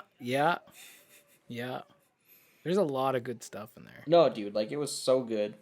Just and that whole swimming sequence Yeah, was just like cinematically, dude, and the cinematography, the performances, everything was just so on point with it. like Andrew Garfield was money in that thing, Oh, he and killed it. and like, I feel so bad for him because, like, all the interviews he was doing for that film, everyone's like, "Are you in Spider-Man?" I'm like, "Have you like, seen this movie?" Like, No, who it's gives so a shit, good. man? Like, who leave gives the guy a shit? alone. Like, this Just guy ask just about gave Tick, Tick, Boom. probably the best performance of his life so far. Like, it's really, really He's good. never sung in like anything before. No, and like musically, like was singing and just performing as Jonathan Larson, like it was so good. And all you're talking about Spider-Man? I'm like, Oh, that- listen, the- I love Spider-Man as much as anyone. I got tickets to see that thing tomorrow.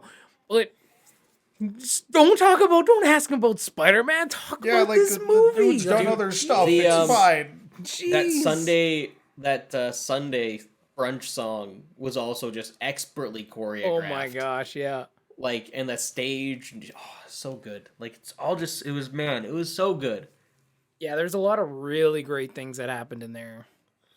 Just, yeah, it was fantastic. Like that movie literally is. It's so funny that it just came out too, and that it's a Netflix movie because Netflix I feel movies that- are hit and miss, man. More miss than hit, but I feel anybody, if we talk to any of our classmates, like any of the main people we still keep in touch with in high school, we ask them about Tic Tac Boom. They're all gonna be they'd all feel the exact same way. Where I it's feel like, like no, we'd we all loved be it. Like, on board, yeah.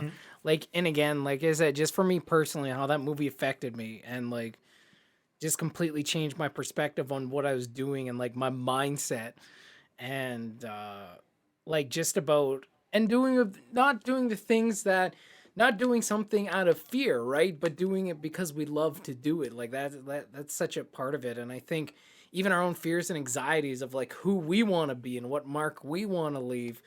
And, you know, that can be such an overwhelming like force, but it's not freedom. Like when you're doing the things you love because you love them, when you're doing it out of passion and not just like, I'm doing this specifically so I can be XYZ famous or whatever. Yeah. Like when you do that shit, like, you know, that's not the way forward. But when you do things you love, like it was just, I don't know, man. Like it was good. It was so good. Maybe You I haven't will give watched a it yet, watch. Prosser? Is that what you're saying? no, he has I problems. saw it. And I was like, oh, it's about the guy who made Rent. Well, I'm just leaving that on the table. Well, you're missing out, buddy. Oh no, like just hearing you guys talk about it, like I feel like I should give it a go.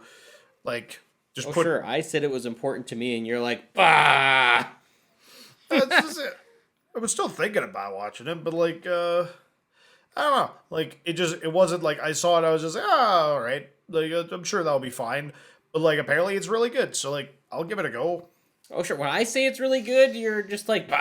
I said you guys talking about it, not just Matt talking I've talked about it. about it, Tim, for this whole week. Oh, okay. I've talked about it this whole week, and he's just been ignoring me. Wow. Okay.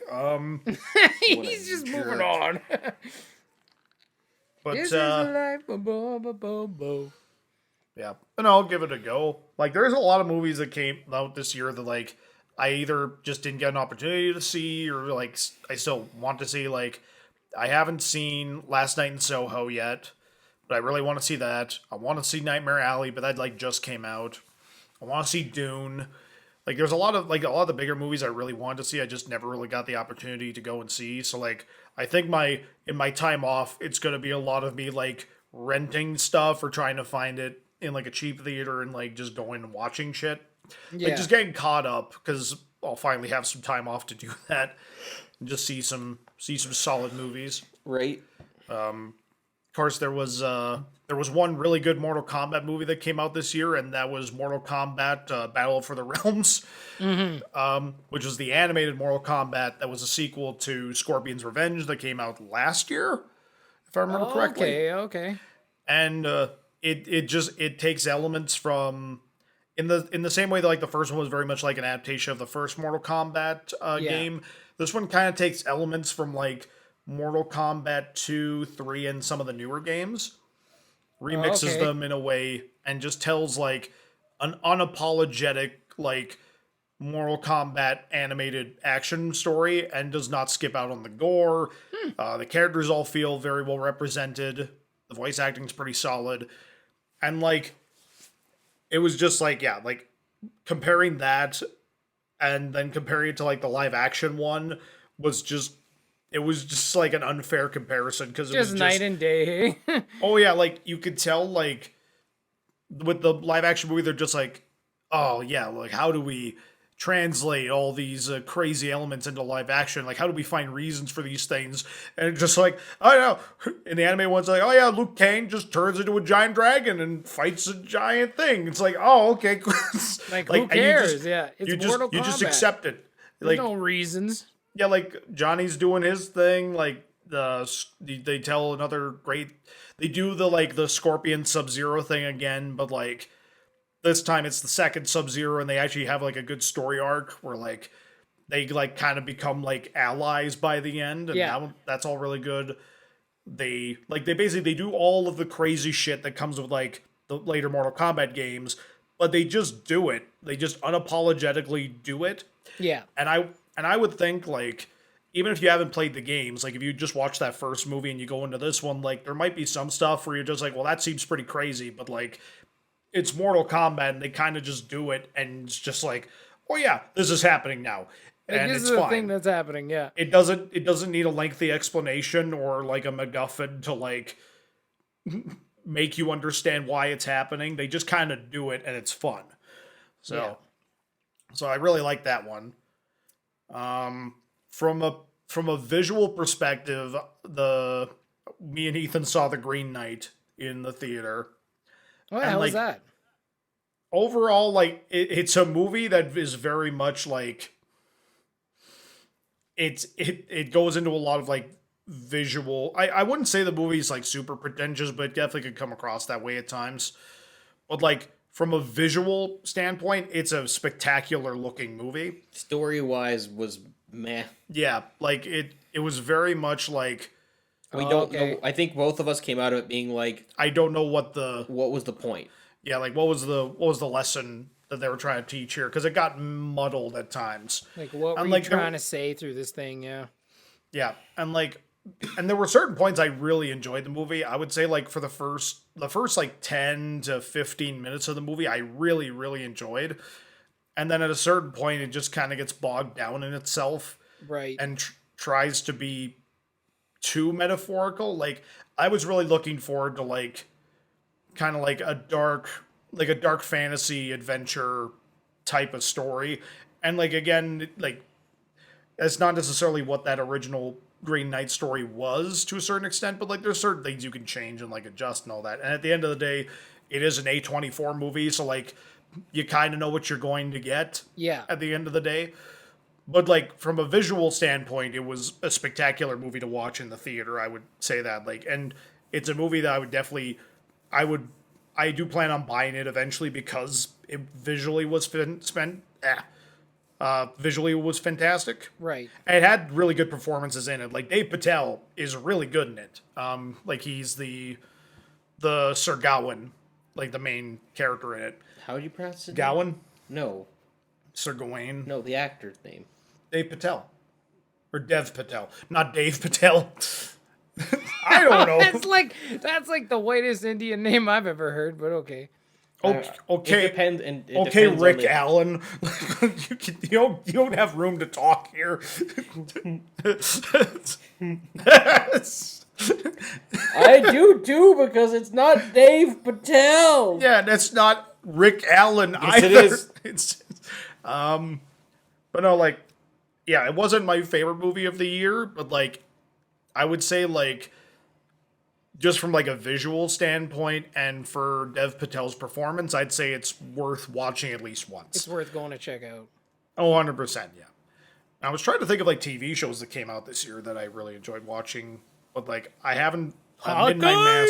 Just kidding. Hawkeye. Yeah, I mean Hawkeye's Hawkeye's actually not good. Bad. It's pretty it's pretty fun. It's got some good moments. Not the best, but it's got good moments. I guess all the Marvel shows came out this year, didn't they?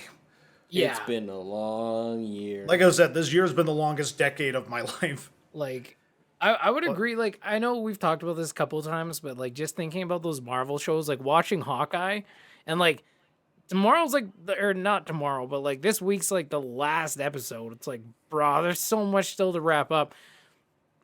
I want to add on to like Ethan's like other like complaint of just like how they're making it a long movie and not like episodic. I also Made via think they show. just I don't even know if that's the problem, but they definitely have a pacing problem with how they're pacing out the episodes because they do have episodes that have like so much filler and they get to the end and it's like, well, if you want to spend your time dicking around doing this stuff, like you could have actually been where you need to be in a suitable place. Having said that, Hawkeye going and LARPing with people because he needs to get the costume back, that was fantastic. That was great, but that's not even what I'm talking about. I just feel like there's a lot of things that they... I like the Christmas stuff between Kate and Hawkeye. Yeah. I thought that was good. Like her being like him being a surrogate father to her. So far to episode 4, because we haven't seen the 5th one yet. Yeah. I'm really liking this show compared to the other ones. Yeah. I feel like the pacing is the best in this one so far. I don't know if 5 is going to ruin that, but so far, every episode feels necessary. Yeah, like... It feels like they're taking a while to get to things. Mm-hmm. And that's my that's the problem. I think it's also because... It's not necessarily the episodic pacing of it, but it's the doling out and pacing of, like, what things need to happen. Well, I don't know how they're... I don't know if they're wrapping it up or if they're planning a season 2. But they might be, but they still need to finish this story regardless. But that's the thing, is I feel like what they've been doing recently, especially with Loki, and especially with... I guess, honestly, all these series, the problem that all these series are, is they're not set up to be complete stories. No, they're set up to be setups for the next step. Yeah. Because WandaVision is setting up the next thing. Captain America Winter Soldier, that's setting up the next thing. I would argue WandaVision was pretty complete in what it was. Because it's not getting a season 2. Like, it was a complete story. Like they do conclude what they don't though. They do. They conclude the event, but then they're like, oh, and now this is but the next step here. Well, yeah, but that's how everything works though. You conclude the story and you set up whatever's coming next. The stuff with her and her family and her letting them go. Yeah, debatable. Like, I would say, like, of all of them, that one's the closest to, like, kind of resolving itself. But every single one, though, is just setting up the next piece in the MCU. That's all I'm saying. And that's where I can agree with. I think that's the problem that I have with MCU as a whole, is all their movies are just setting up the next piece. And it's like, but I want them to just be their own good thing. I get what you're saying there. Next piece, right? As opposed to just being more... just driving forward with the overall MCU. Well, that's why I like Shang-Chi so much, because like it very much just felt like its own thing. It did, and then at the end it tagged on the next thing. Yeah, and that's like, that's okay, fine. cool, like the story that we were watching had been resolved at that point, and then they're just like, okay, and here's the next adventure, and it's like post. And it was a completely different thing too, right? Like that's like it wasn't and it's like not even. Yeah. It doesn't even really come out of nowhere because, like, Wong has been in the story the whole time. So, like, him showing up at the end, they're just like, oh, yeah, there's that guy. All right. That was such a funny scene. Right? Them going to karaoke. We should do some... Or and him and his like friend there, they had such great chemistry. Aquafina or whatever. Oh, 100%, man. Name is. They were fantastic. Like you believe they've been friends for a long time. That was 100%. Like that was some fun shit. Like as far as like that friend that you've had, like because you've been working at the same job for like God knows how long, and you've been friends for so many years. Like they had that they nailed that chemistry perfectly. Yeah, I think so. Yeah, but overall, like, there was a lot of stuff I really enjoyed from this year. There were a couple things that kind of disappointed me that I was looking forward to, but overall, and then obviously there's things I haven't watched from this year that I still want to watch, but overall, I'd say it was a pretty solid year for entertainment. Yeah, I would agree. So, and as far as what I'm looking forward to next year... I got nothing. Like, I really don't have anything that I'm like, yeah, this will be great. I mean, like, the big one for me is I am looking forward to the Batman quite a bit. Oh yeah, I'm still yeah. skeptical. I even though like the latest trailer like definitely they lean more into like making it look like one of the Nolan Batmans, and I was a little disappointed by that, but like that's like the trailer you put out to be like the put butts in seat trailer, like, oh yeah, we got action, we got all this stuff, but like I really love the tone of that first trailer where it made like it had that like psychological thriller, like almost David Fincher type feel. Yeah, and I think that's what it's gonna be. Like, I think that's what it's mostly gonna be. I hope so, because like that's the kind of Batman movie I've been like wanting to see for a long time. Yeah, like that just kind of like more detective story. Yeah, because that's the one thing in all the Batman movies. Yeah, that's the one thing in all the Batman movies that we have not seen is him being a proper detective trying to solve a mystery. Yeah. Like, there's been aspects of it in the movies, and, like, there's things that they've, like, played off as detective work, like, you know, him stealing a section of a wall from a crime scene and then trying to replicate a thing for fingerprints. Men are gonna contaminate the crime scene. Don't worry, this won't leave a lot of residue. I hope you guys brought a gas mask. There's probably asbestos in the walls. But no, like, that's what I'm hoping that movie is, and like it seems like that's the direction that Matt Reeves is going in. Yeah, it's it very much seems that way, yeah. It looked like it. The last trailer though felt like a Nolan film, and then it also. I'm really worried with what they're doing with Riddler, but again, I can't say anything until they do it. Like I have faith in like the actor, like Paul Dano's gonna be good. Like, it's just whether or not that's gonna be a good interpretation of the character, we'll see. But it's a as long as they don't make him sure, hush, I'll right? be fine. It's a different one for sure. Oh, 100%. Like, as long as it like, because I'm fine with new, like, different interpretations of characters as long as it still feels true to like what the core of that character is. Yeah. And if it still manages to be true to the core of like what the character of the Riddler is, and it doesn't try to be something else, then I'll be fine with it. But that's probably the one I'm like looking forward to the most next year is the Batman, because Matt Reeves is a boss. So I would probably agree with you. I'm like, oh yeah, I don't really. Although I think the Northman's coming out next year as well, and that's another one I'm looking forward to. That's Robert Eggers' next movie, like the guy who did The Lighthouse and The Witch. So right. Yeah, man. So I'd be very much looking forward to that. It's honestly probably Spider-Man into the across the Spider-Verse. Yeah, that would be dope. Oh man, I totally the teaser for that was so good. Sweet, yeah. Oh, we're apparently finally getting Avatar 2. John Wick Chapter 4. That'd be another one. Yes, that's my one. That's what I was thinking coming into this podcast, and I couldn't even remember it. I was like, what the hell was I excited about again? But I'm not like jazzed. I'm not like, yeah, this is gonna be amazing. I'm just like, yeah, it'll be fun. I'm ready for him to take it. Like, I'm ready for John. His revenge. I think I'm just sequel fatigued at this point. I'm at a point where, like, because all the movies what we talked about are either reboots or sequels. Yeah. There's no new movies. Well, the Northman's not. Yeah, okay, that's the closest one. You're welcome. Thank you. But everything else is like a sequel or a remake of a property and stuff like that, and it's like, I don't know. Like, a part of me is just like, I'm tired. You know, I'm just tired of like.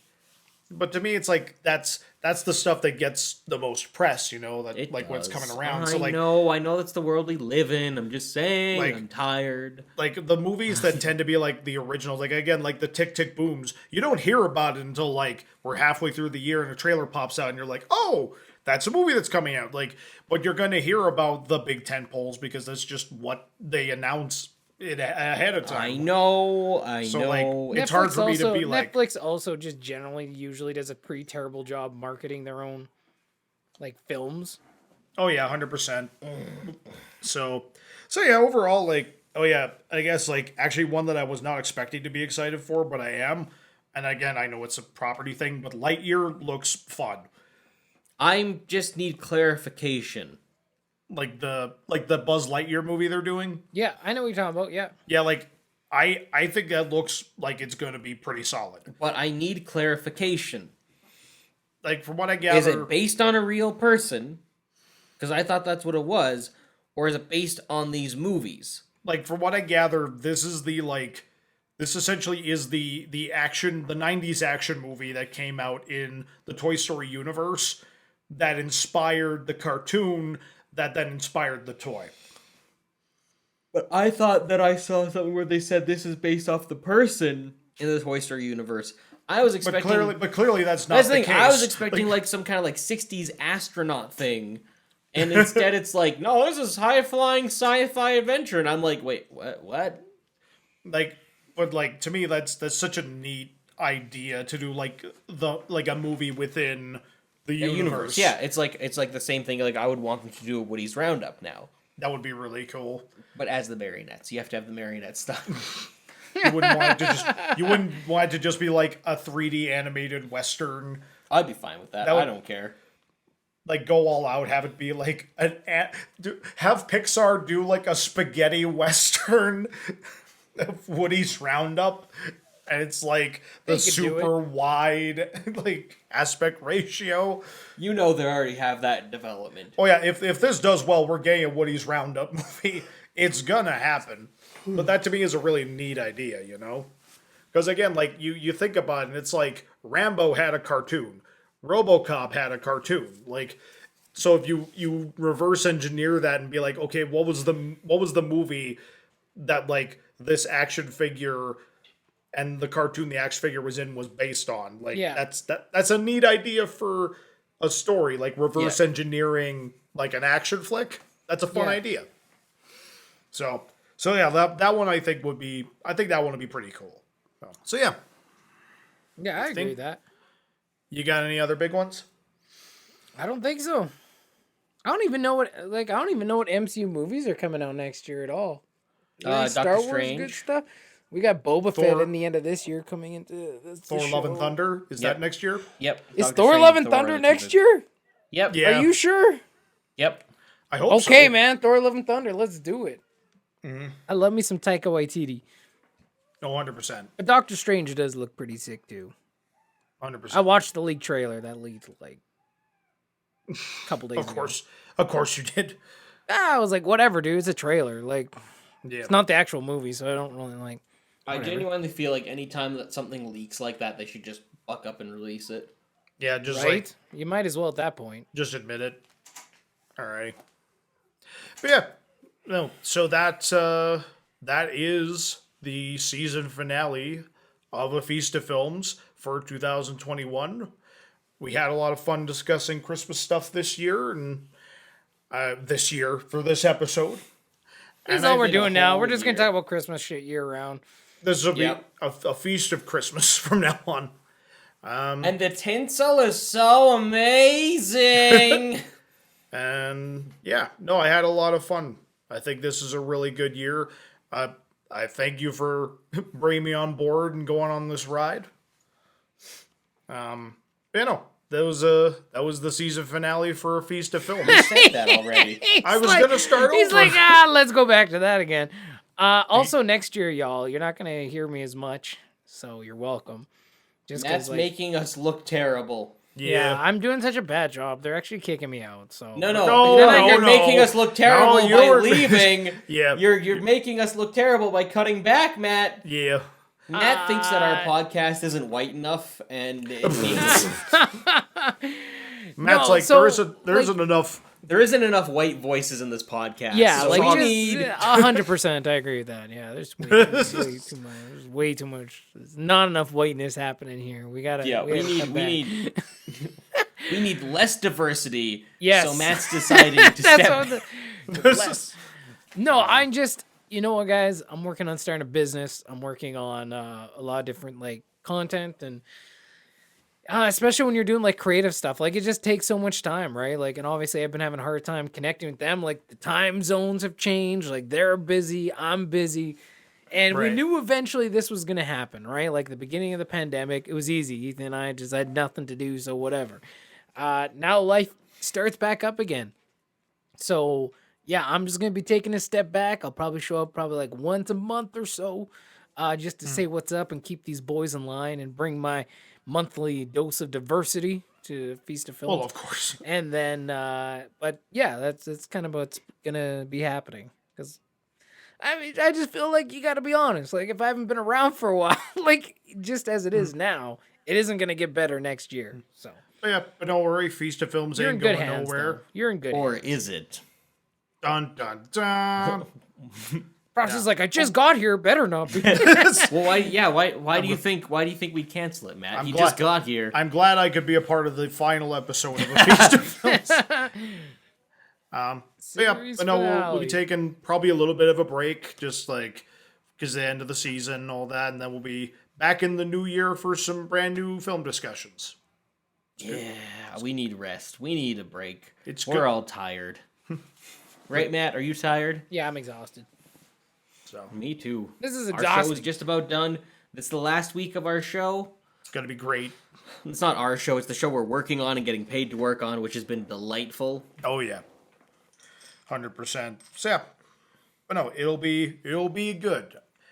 And you are always a part of the Feast of Films family. 100%. You started this with me, so you need to keep coming back. I'm pretty sure it was 100%. my idea in the first place. So It was a team effort, Matt. I'm pretty sure I messaged you and was like, "Yo, want to do a podcast?" Matt, me and you, we were like, you know what, man? Wait, I can't remember who reached out to who, but it was because it was after the high school reunion. Yeah. And then, like, the pandemic hit, and me and you reached out to each other. We are just like, hey, like, want to talk sometime? Like, let's talk. We just had a video call, and, like, halfway through the video call, we were just talking about movies. And then it was just that feeling of, like, should we just do this? Should we Should just make do this this a thing? Should we just do this thing? Regardless, yes. Of course I'll be around. Can't just 100%. Can't just leave, but yeah, it is what it is. You gotta Like, take care of you even- and yours, Yeah, man. even my other it's important, man. podcasts with like gaming, like I'm almost at 40 episodes, and I'm like, I gotta pull the plug because I just like it. Just you only have so much time in your life and so much time in the days and the weeks. And it's like you have to. No, I if dig you it. want to get anything done, you just have to learn to prioritize. It doesn't mean you can't come back to things and pick them up later. You just Yeah. have to decide what's important and go on that path.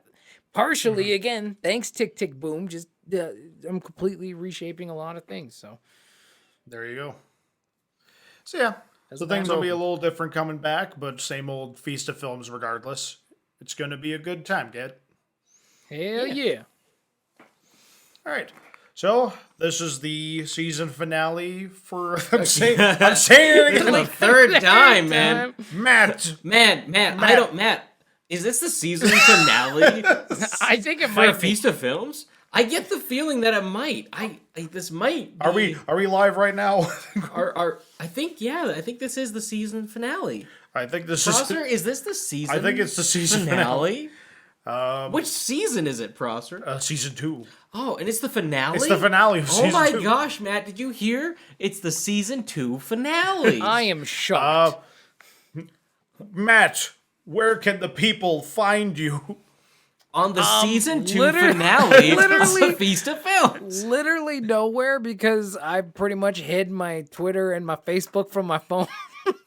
Oh my God. The other podcast is stopping, so literally nowhere. You will never find me on the internet. again. You can find him back here whenever he decides to show up again. That's He's correct. always welcome. So Ethan, where can the people find you? Same place they can always find me. They can find me at Ethan R. Hill at Instagram, Ethan R. Hill on YouTube, and you can also find our feature film Damned Rights on realhouse.org. Go rent it, buy it, download it, stream it. Awesome.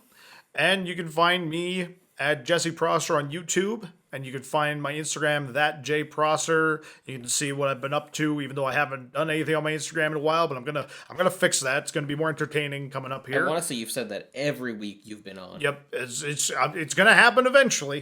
Good vibes. You just got to keep putting good vibes out there, buddy. And you can find our feature film Dan Brights where Ethan said before. All right.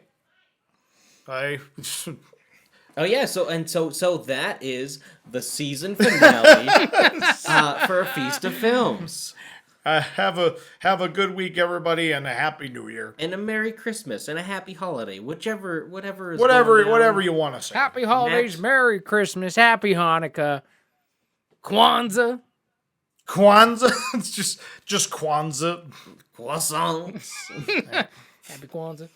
Matt, we will be so happy to see you again in the new year. 100%, man. As will I. Be Have a happy to see great- me. You'll be happy to see you. I don't believe that I'm not As happy will to see I. me. Like, God damn it, not again. Just look into a mirror. Shit. Still me. I'm still me. How can I fix this? This is depressing. Just me. Me too. Yeah. All right. Have a good week, everybody. Bye-bye. So long. So long. Toodaloo. Bye-bye. No, toodaloo. Damn it. He said bye-bye. Okay, we're See, Prosser, because the thing is, this is the season finale, and you messed that up. Oh boy. All right. Have a good week, everybody. Bye-bye. So long. Toodaloo. Ho, ho, ho. Merry Christmas. Man, guys, I'm really glad that we had a good season finale of a feast of films. Was this- I think. Was this the season finale? I Yes, am the never season 2 coming finale. back. That was terrible. But Matt, you have to come back for the season 3 premiere of A Feast of Films. Exactly. The season premiere. Premiering sometime in next year. Because it has to counteract the season finale of A Feast of Films. Okay. Good night. You're the worst. Hi, Matt.